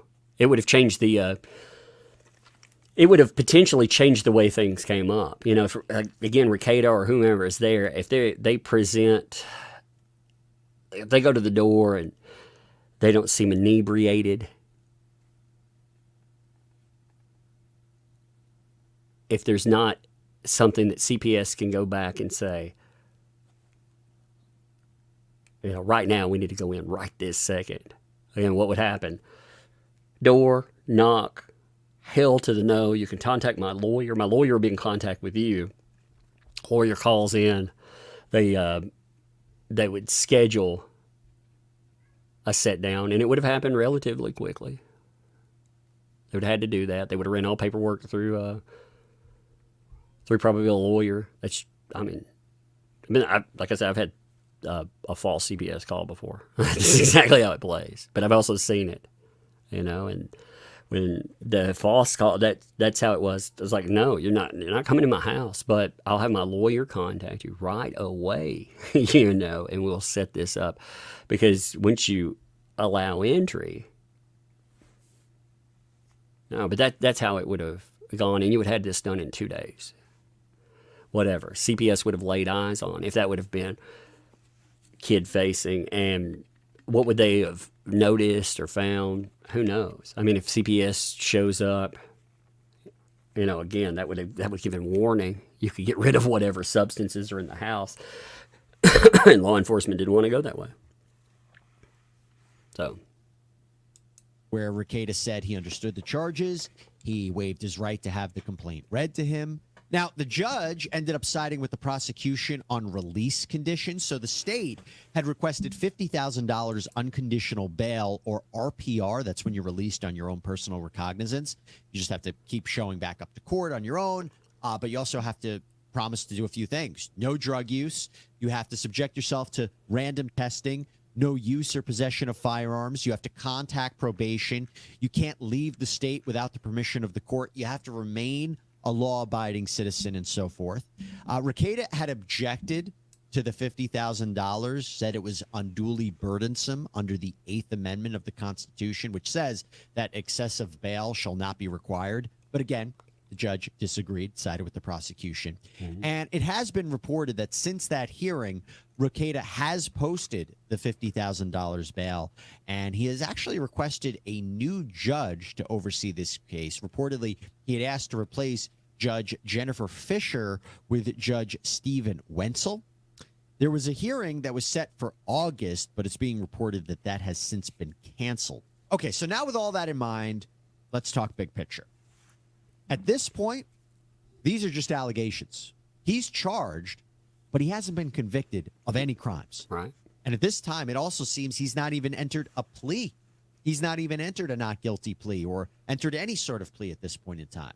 Rekieta will have an opportunity to fight these charges. He'll have an opportunity to hold the prosecution to their burden. It would seem to me that the testimony of those in the house and what those videos allegedly show could potentially be problematic for his case. However, arguably one of the most potentially problematic allegations in this case is where the drugs were found. As I mentioned, they were reportedly found in the home, in the master bedroom. In the law, there is something we call constructive possession. You are deemed to be in possession of contraband if it's, let's say, in your car, in your home, on your property. Now, perhaps Mr. Rekieta could argue that his house guests brought these drugs and drug paraphernalia, and he didn't know they were in his house.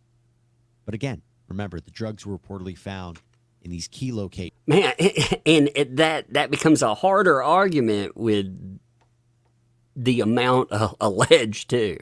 You know, if I found a couple of pills, or you know, I found an 8-ball. That'd be one thing. Finding, I mean, an ounce is not a you know, that's a lot of cocaine. I've seen people compare this in marijuana. Being like, well, an ounce of marijuana, it's like, this ain't marijuana, man. This is, if you're talking hard use, if we were saying that they're use-wise, I mean, if you're trying to say one person is here, like, have that, oh God, that's a lot of drugs. For 3 people, that's still a lot of drugs. I mean, you're buying wholesale at that point. Somebody is. If that amount stands, even if it's reduced by baggage, it's still, I would say, looking at that amount of drugs, somebody probably bought an ounce of cocaine. You're talking an expensive habit too, over months. Woo, man. But yeah, I would think that would become a much harder argument, I said, than if they'd found an 8-ball or, you know, a couple of pills or whatever. They found drugs in multiple places, allegedly. You know, again, I'm just going by their report, what they're saying. They're saying they found drugs in, nightstand, like for use. They found large amounts. Then they found, again, smaller baggies. So I would think that would be harder to. Again, you can argue on a lot of points too. There are many points where law enforcement, they can get kicked out. That's why so many people were talking about warrant PC. The first thing that gets argued is whether they have probable cause to come through your damn door in the first place. Then after that, going forward, I think regardless of all of that, I think everyone can agree that there's a problem. He has an issue. I think you can listen to people who knew him and you can agree that he has an issue. Like there are other people that are close to him. You don't have to take like an Aaron's word for it. Again, you got Camelot's. I mean, there are other people too that have talked about, you could see it. And we may be talking about two different things. I wonder, in fact, I would hope.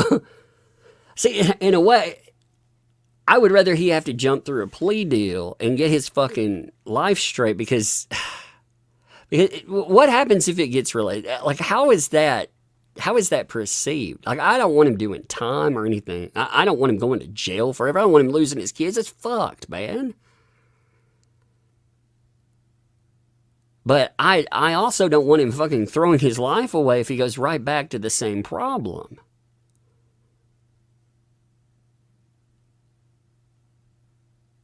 I don't think this situation has any good answer to it. It's a bad situation is what I mean. But I mean, people watching were like, man, he looks like he's dying. Like, I thought that. Like, holy shit, he's got some problems.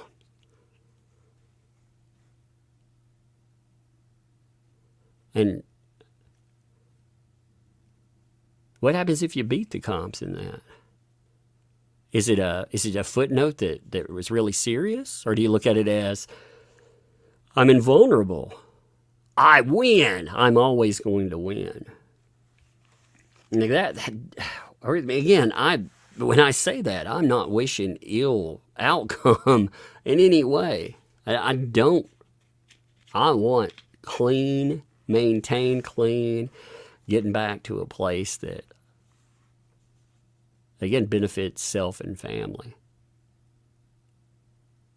Well, I don't know. Anyway, I want to hit that baby reindeer thing. So I'm finish. And I imagine with that, he'll also argue that he is not a drug user, that he was tired and he lost weight because of other reasons, maybe stress, work, what have you. I imagine he may also challenge the search warrant that I mentioned as well.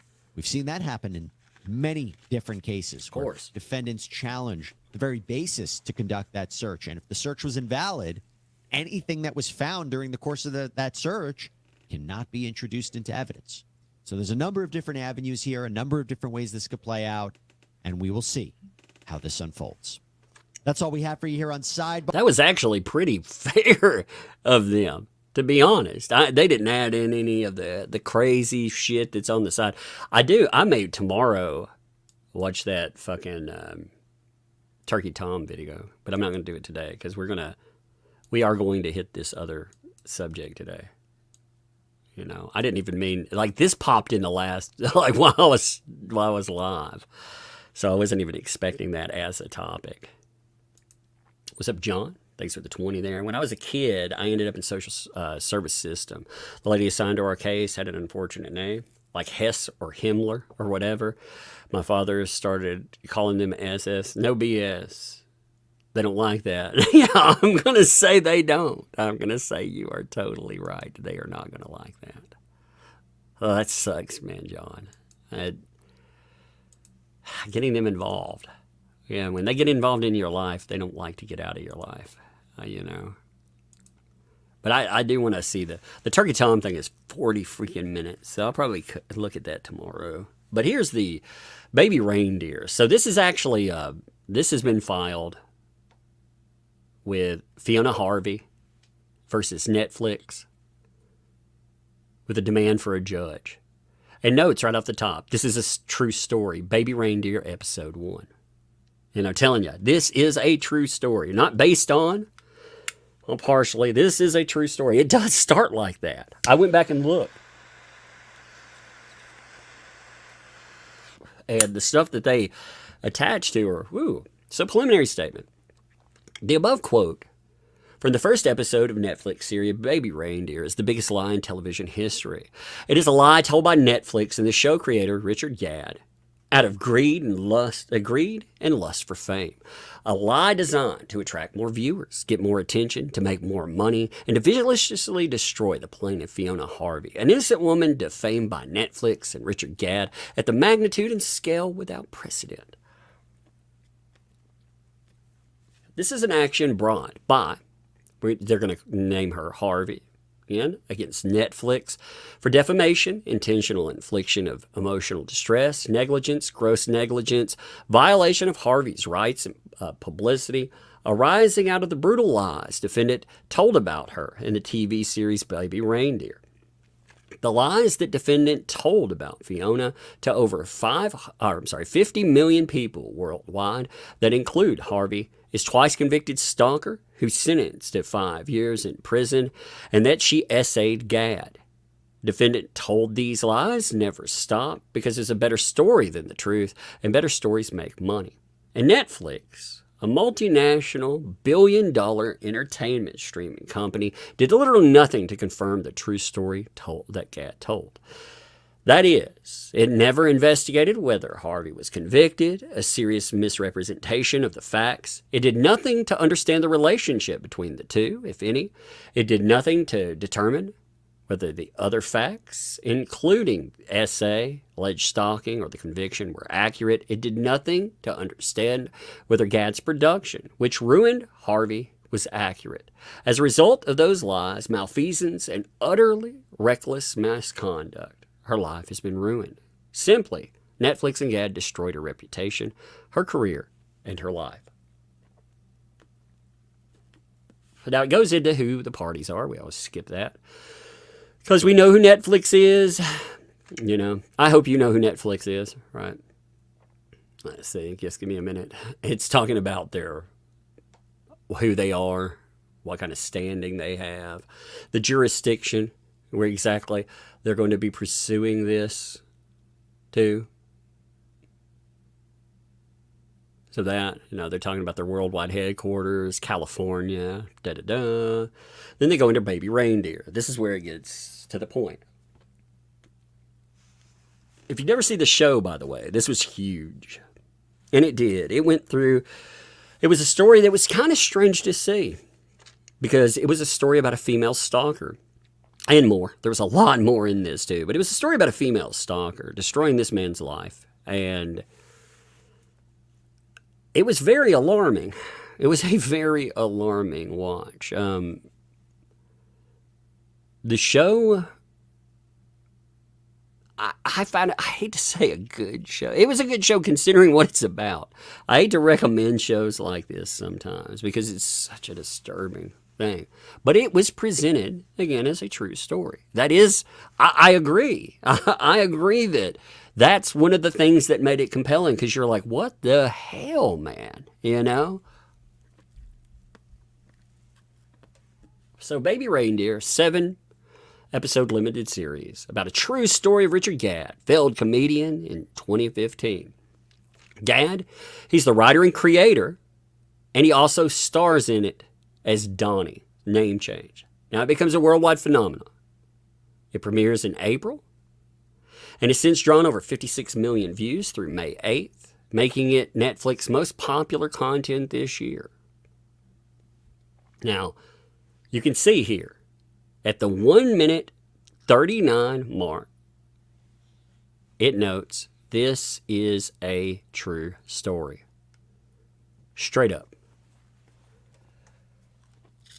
Now, they're going to argue later on, they put in another disclaimer. But this gave people the idea. 1 minute, I got a kid. Give me a second. Huh? You say it. Yeah, we'll look at it a little bit. Okay? All right. Love you. Go upstairs. What's the gonna be done. It'll be done pretty soon. Okay. I'm going over some paperwork, and then after that we'll be done. Okay. Then we'll watch a movie together. And then we have some candy. And we'll watch a movie too. Okay. And we have a lot of candy. Yeah, maybe we'll see if you're really good. A lot of candy. If you're good, I'll think about it. How's that? I think we have a lot of candy. Like I said, I'll think about it. Love you.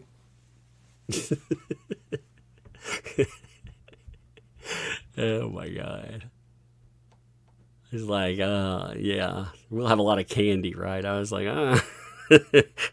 we'll talk about that. A lot of candy indeed. Ugh. Kids. Okay, so Richard Gadd. Richard Gadd wrote and created the true story Baby Reindeer. Stars in it. Gadd is a self-admitted crack, meth, heroin user with a self-admitted history of, I'm going to say, pleasuring himself to Harvey, following her home and spying on her through a window. This is all in episodes here. And lying to the police about his contacts with her. Look at this picture. It's like up moaning. Lovely. Baby Reindeer tracks Gadd's progress in a comedy competition while he works as a bartender in a pub, The Heart, Camden, London. Now, Martha, to overcome the uninteresting true story of Gadd's inability to advance professionally in the comedy circuit, fabricates a true story of a woman, Martha, that Gadd meets in a pub to make Baby Reindeer more captivating. According to the defendants, the real Martha is a twice-convicted criminal, spends a total of 5 years in prison for stalking Gadd and another woman. In addition, Martha stalked a policeman, essayed Gadd in an alley, violently attacked him in a pub while waiting outside of his home every day for up to 16 hours a day.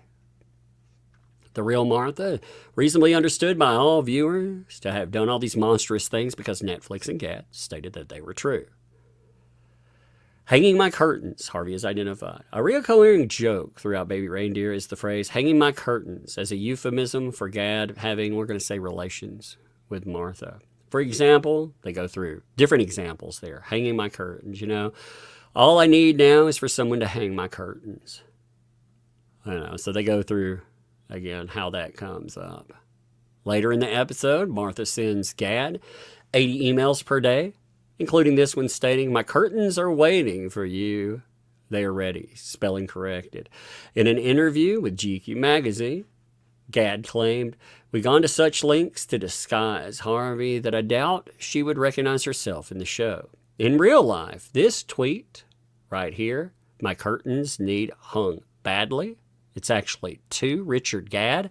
So you can see how people actually identify the person. This is how they end up finding them because of that statement. This is what it's saying. "My curtains need hung badly."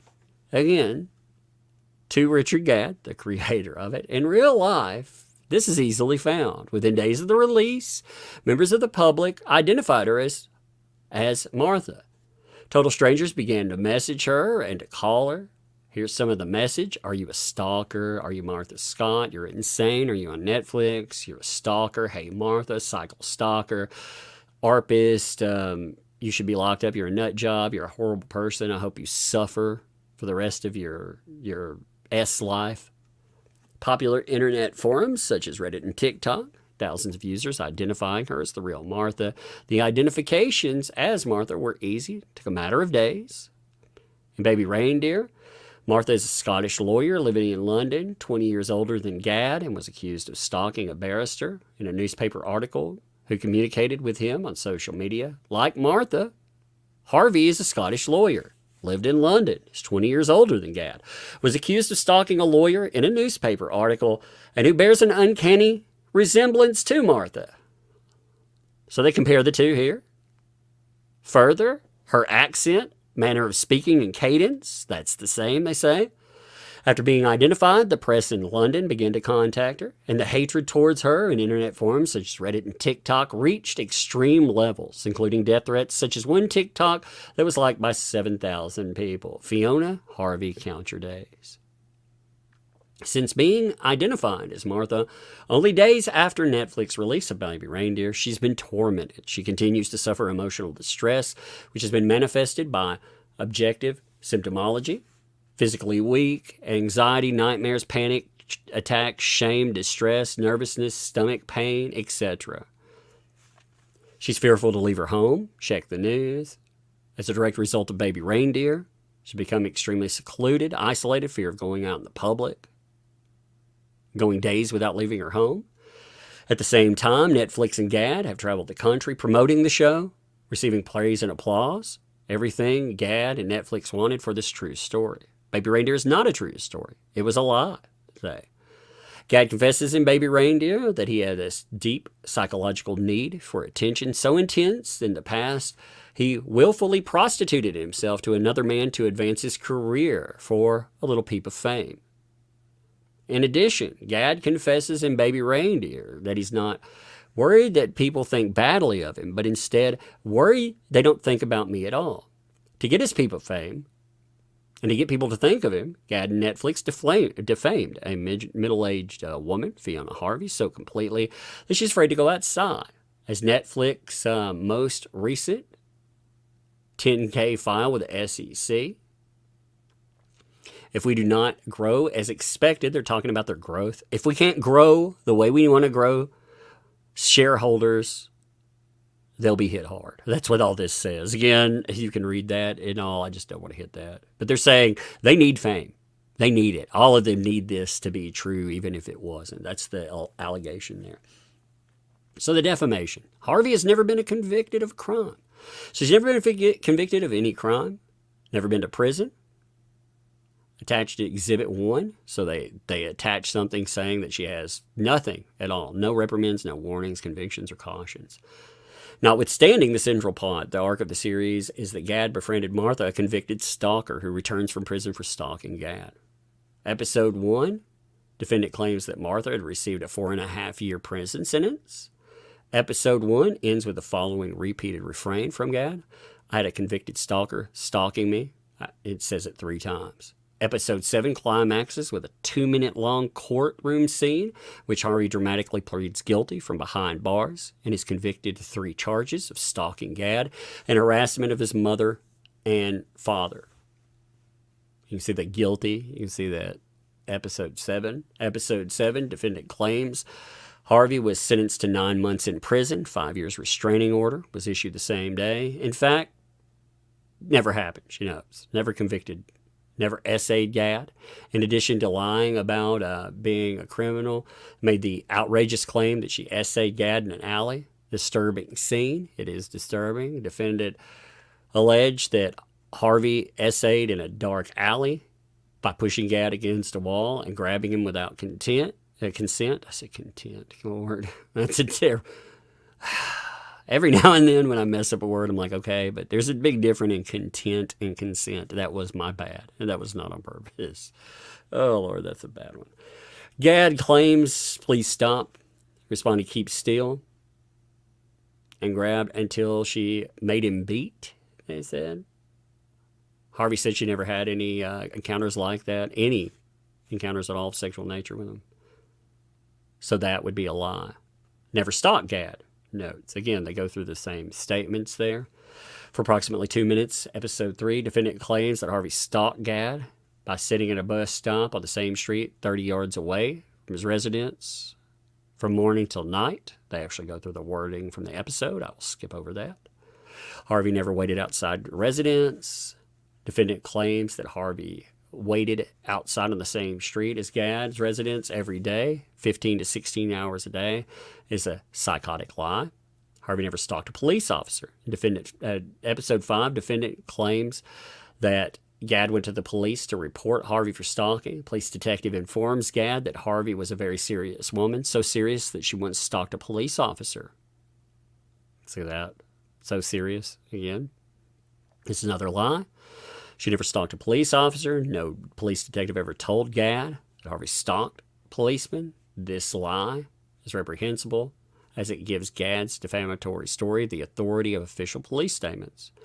Harvey never attacked Gad. In episode 6, defendant claims that Harvey violently smashed a glass bottle over Gad's head, gouged his eyes with her thumbs in a horrific physical assault that left Gad's head bloodied. This is a lie. Harvey never smashed a glass bottle over his head, gouged his eyes, or anything else. Netflix defames Harvey on its website. So Netflix owns and controls their website here. They published an article on there called What is Baby Reindeer? The True Story, and the new series explained. The Netflix article states unequivocally that the series is a true story. It's important to remember that it isn't just a story, it's true. Netflix article is defamatory as the story about Harvey is a lie. Netflix defames Harvey in his story in A History of Commons. On May 8th, Netflix executive Benjamin King appeared before the House of Commons Culture, Media, Sports Committee. That's the same committee you may have heard of, that infamously, I'm going to say, reached out to multiple platforms to actually discuss the removal of God, I'm just going to say an accused man. Y'all know who I'm talking about there, Lord. That was very, very big stuff. But, yeah. So they're saying this executive meets with him at the committee hearing.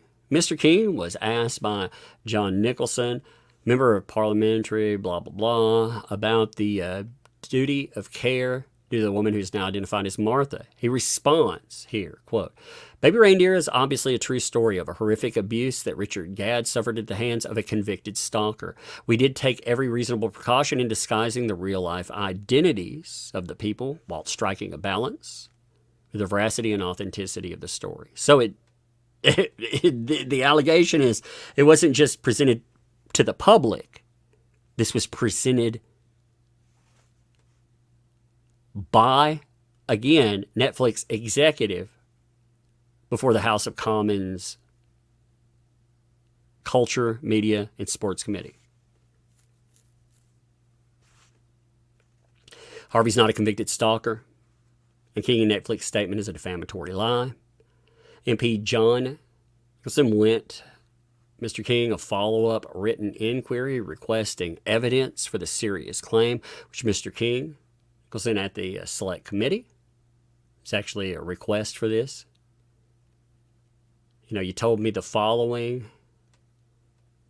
Journalists have thus far, this is the statement here. So journalists have thus far been unable to find a record of the conviction to which you referred. Can you provide me with the evidence of the serious claim in which you made before the Select Committee? So they were asked to back that up. And Netflix has not provided any evidence. Netflix, they failed to do due diligence. Netflix told the lies in Baby Reindeer that Harvey is a twice convicted criminal who essayed. Netflix and Gadd to this day, they never contacted Harvey directly or indirectly. They never obtained anything confirming a conviction of any crime. They did not investigate any of these claims. The algorithm. Baby Reindeer is on track to become one of Netflix's most popular series of all time. When asked about the success of Baby Reindeer, the CEO said the series owed its popularity to the Netflix algorithm, stating Baby Reindeer got picked up in the algorithm and started getting more and more presented. Harvey realleges each of the aforementioned allegations fully herein. Defendants each made the statement herein that Harvey was a convicted stalker. Again, 4.5 years. Convicted stalker who pled guilty. Again, you saw all of those allegations, though, so I'm not going to go back through those. We just read all of those, so we'll skip this. Each of these statements was viewed more than 50 million times. In addition, Netflix made the statement that Harvey was a convicted stalker, again in the House of Commons. Netflix viewers, members of the public, reasonably understood that she was a twice convicted stalker who separately served prison time. To be honest, this right here, I have certain opinions about what I've read that she's done and said. I've seen interviews about her. But yes, this is what I understood watching that.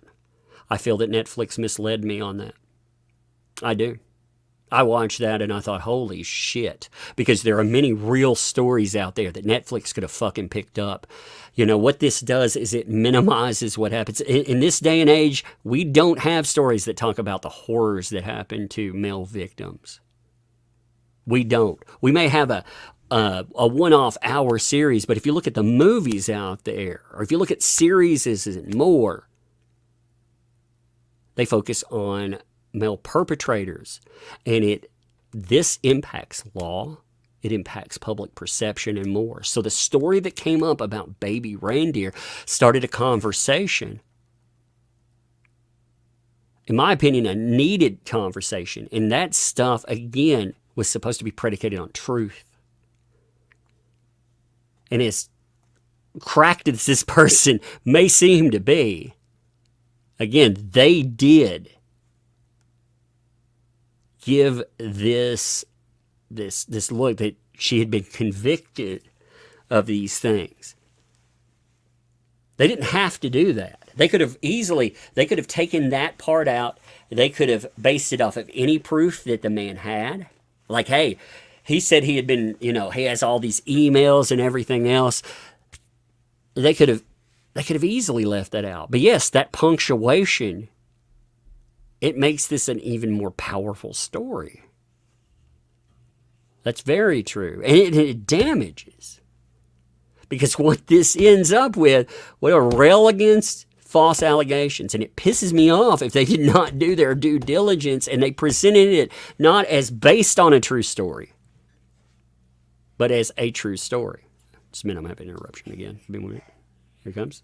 All right. Hey, what's up? Oh, thank you. I'll clean that up when I finish. No, I need more milk. Okay, well, I'll get some in a little bit. Here, take it out. Try this, actually. I want 2 fist bumps. Try this. This is my... that's mine. Gateway? Yeah.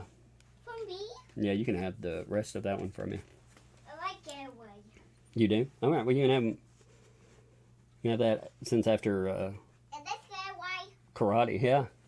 You did very good at karate, by the way. She jumped a jump rope the first time, ever really doing it and trying to do it, I can't do that because I don't do that. Yeah, you've never done it before. You did very good, actually. All right, I'll see you in a little bit.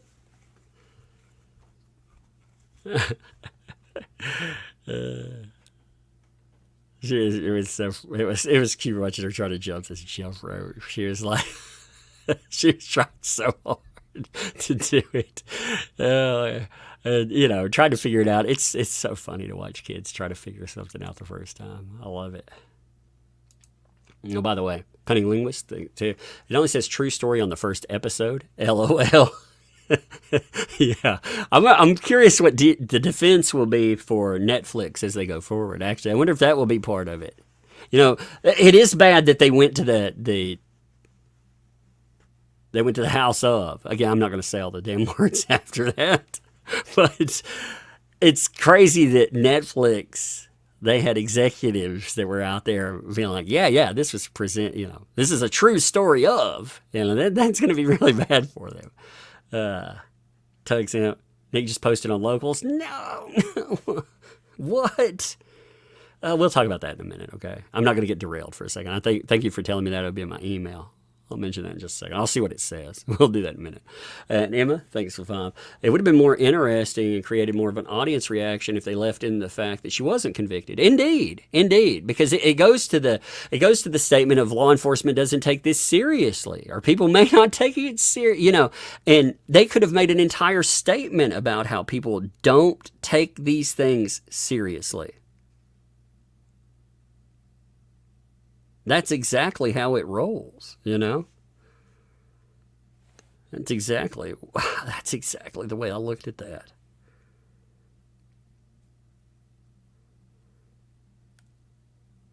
Wait 1 minute here.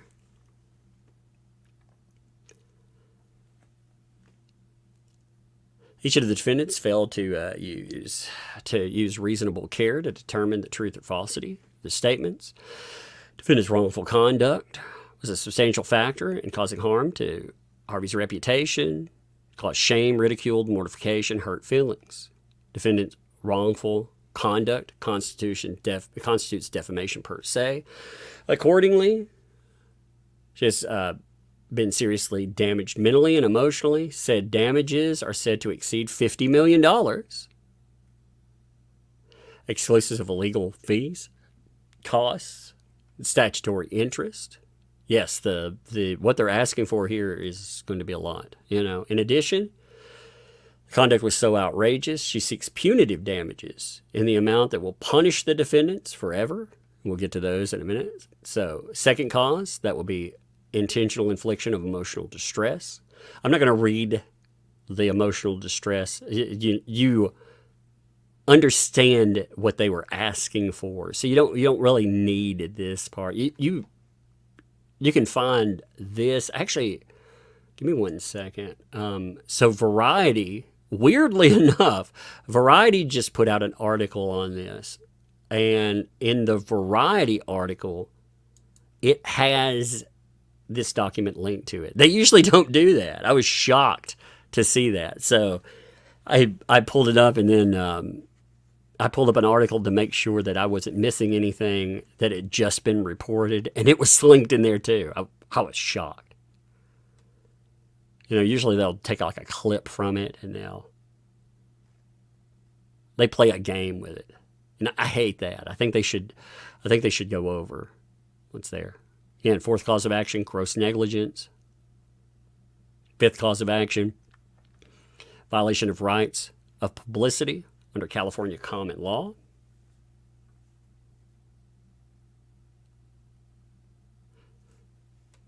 There's another violation of rights of publicity. Exemplary damages as well. Jury demand. Prayer for relief. Here's your prayer for relief. So they want judgment against for actual damage, the subs to be determined, but to believe to exceed $50 million, exclusive of, so $50 million plus legal fees, etc. Judgment for compensatory damages, maximum amount by law, and the amount to exceed $50 million, again, excluding.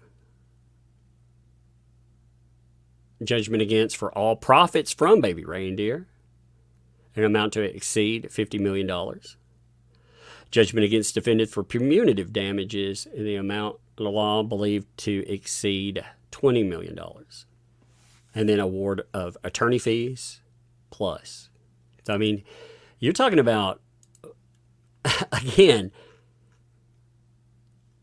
if you totaled that up, I'm going to have to see, like, under law.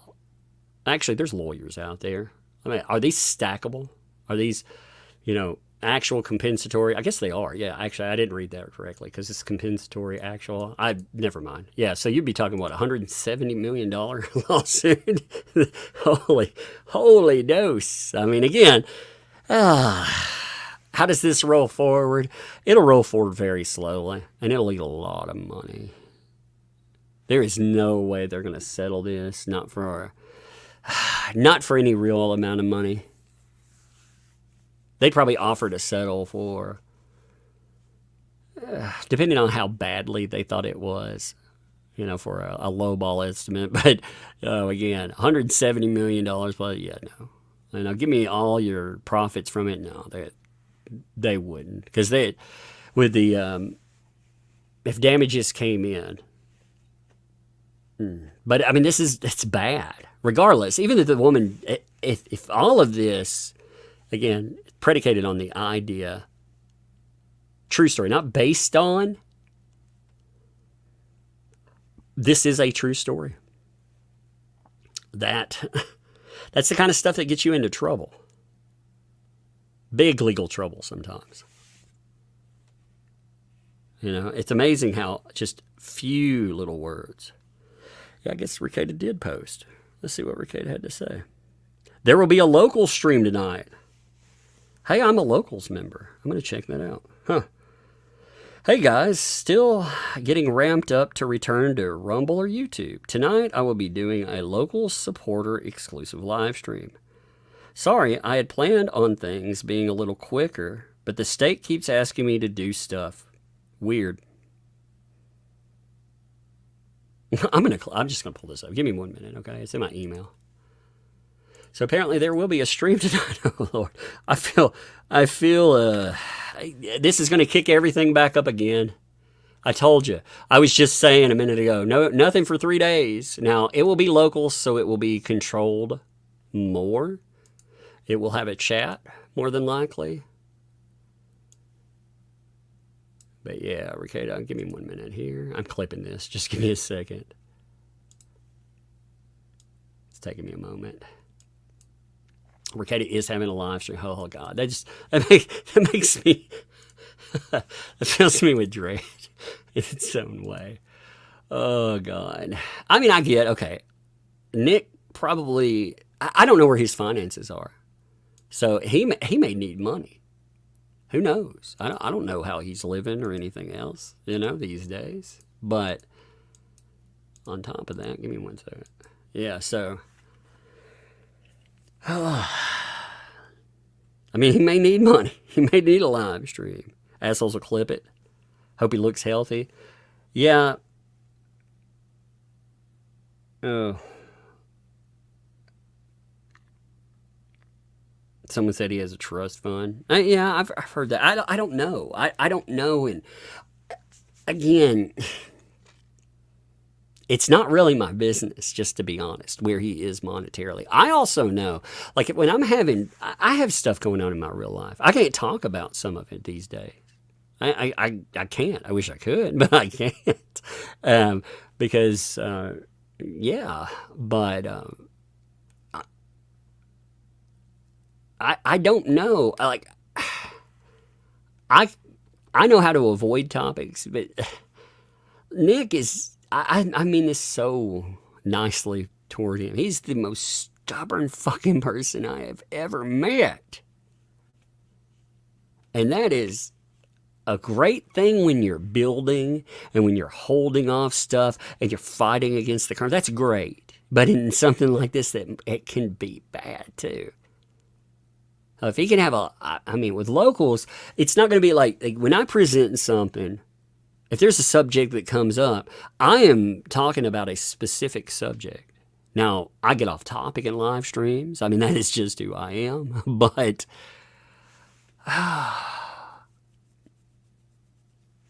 he's more likely to pay attention to the chat. And there are a lot of people watching him these days. A lot. And, I mean, I don't think it's unfair to say that there are people rooting for his downfall. And people will be out there baiting and everything else. Will locals make money for him? Yeah. Yeah, there will be a lot of people, there will be there will be channels that clip stuff, but there will be people that join just to see what's happening. So yeah, he'll make money. But depending on what happens, at what cost. But he knows. I mean, there's nothing, again, there's nothing bad in this statement. The state part, they keep asking me to do stuff. Well, it's true. I'm sure they keep asking him to do stuff. So I mean that is true. But he said there will be a local live stream. He's getting ramped up to return to Rumble and to YouTube. Honestly, I took his statements about coming back on platforms to mean that he was coming back on locals. When he was talking about rebooting the show, for some reason, I kept thinking he's talking about locals. Locals is more controllable.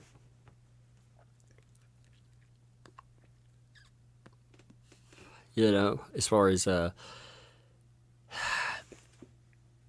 get a lot of commentary, but they are member chats. They're not necessarily super chats. Now, there will be people that back with money, and I'm sure that they will ask questions. So I don't know how that'll go. Maybe it'll be great, though. I don't know. Maybe it'll return to form. Maybe it could be. You never know. It just depends. But I'll try and give a head up on starting the stream for now. Enjoy a new chat. So apparently there's a new chat there too.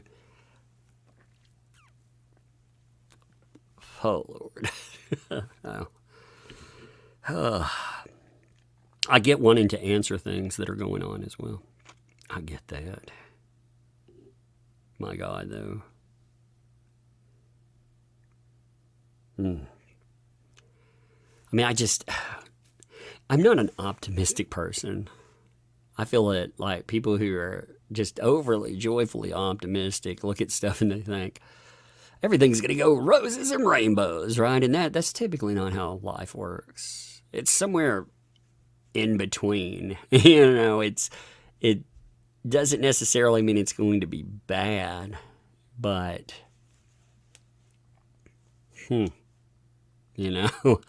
so I could see that going poorly. I guess I'll tune into that in a little while and see how it goes. Again, I'm sure a lot of places will. I'm sure it'll be discussed. No matter how it goes, it'll still be discussed. But anyway, yeah. So there have been no statements, and now there are. Hey, what's up, kiddo? Hey, say the same kid. Huh? Say the same kid. Same kid? I know you're the same kiddo. I can hear you. I want the milk now. I'm going to be through in 5 minutes for real. You come back in 5 minutes and we'll get everything sorted for real. I'm right at the end. Huh? 10 candies. If I 10 candies, 10 candies? Yeah, I want No. 10 candies. We're not agreeing to 10 candies. We'll talk about a candy if you're good. A candy. A candy? A one candy. Well, Maybe a ring pop. I think there might be a ring pop up there. but I want Hershey Kisses. Well, I'll give you a Hershey kiss. Yeah. 2? We'll talk about that. Maybe we have 2. I'll think about it. I want Hershey Kisses. I know you do. I know you like them. I want a lot of them. I get it. All right, we'll go upstairs. I'll be done in just a few. I'm right at the end. That drink was good. Huh? That drink was good. Yeah, I know they're good. You have to give me 1 too. You have to give me 1 too. I want different color. Give me the blue one. I want different color and drink. Yeah. I like and drink. I know you like that. It's on TV. Okay. All right, go upstairs. Let me finish. Okay. Real. Why are you laughing? I'm laughing at you Why? because of your shopping list of demands. Hey, Yeah. give me a blue and drink. I want a blue and drink. We will talk about one candy, but you have to go upstairs. Yeah, I want and drink with the candy. Oh my god. All right, go upstairs though. I'll be sure. I love you too. I got 10 that getting chased. Okay. I got 10 getting chased. We'll go pretend you're getting chased then. Go have fun. Close that door if you're pretending to get chased though. She's so funny there. She's like she's like, yeah, I got this shopping list of demands. I ain't leaving other ones. She's like, I want 10 candies. I was like, you're getting 10 candies. Maybe you could have 1 candy since we've already eaten and stuff. Not okay. She was like, oh, okay. They're talking about some blue candy. I don't even know what she was talking about. She'll show me in a minute. Oh my God. That's hilarious. And she knows like I'm on the street. So she's like, yeah, I got you. Because I won't, if I promise something, I do not like making promises that I don't deliver on. You should keep your word because again, if I'm like, yes, we will do that, I promise, then yeah. That's what she's wishing for. That's why she comes back, because I wouldn't promise something. Oh, it's funny. I'm being forward to. It's so hilarious. Negotiating strong with with Bug again, She wanted that 10 candies. She was like, I ain't leaving until you agree to 10 freaking candies. Oh. And she's like, I'm going to go run around, I'm going to go pretend I'm being chased for a minute. Yeah, because she has that 4-year-old energy. My Lord. Amount of energy. I mean, she just came back from karate and everything. She'll she'll go until she falls asleep. She's been falling asleep like, she's like, Dad, let's watch something. When she sits down, she like crashes out because she's, little kids go until they just run out of energy. So she will run until when she sits down to watch something, she'll fall asleep. She'll like fall asleep on me. And it's funny too. Like a lot of times I'll go to sleep there too because I'll like sleep in my chair that we're sitting on because like she's a light sleeper. If I wake her up, like I'm like, okay, I'm gonna carry you upstairs. It'll wake her up and she'll start going back at it again. I'm like, you got to get some real sleep, kiddo, or you'll be tired all day tomorrow. Yeah, she's funny though. Anyway, I think I'll tune into the locals thing tomorrow. Though I do kind of want to. I'm going to think about the Turkey Tom thing. It's going to have a bunch of stuff in it. I'm going to sit down and really watch it before I do anything. Because that Turkey Tom stream, again, it's... I wonder how many hits it's had. I haven't refreshed it. Give me a second. I want to see how much traffic it's done. It's already done 100,000 hits in the first 5 hours. So there's going to be a lot of it. I'm looking through the comments too.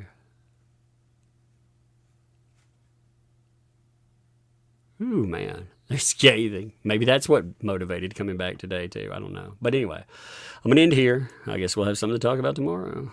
Appreciate you.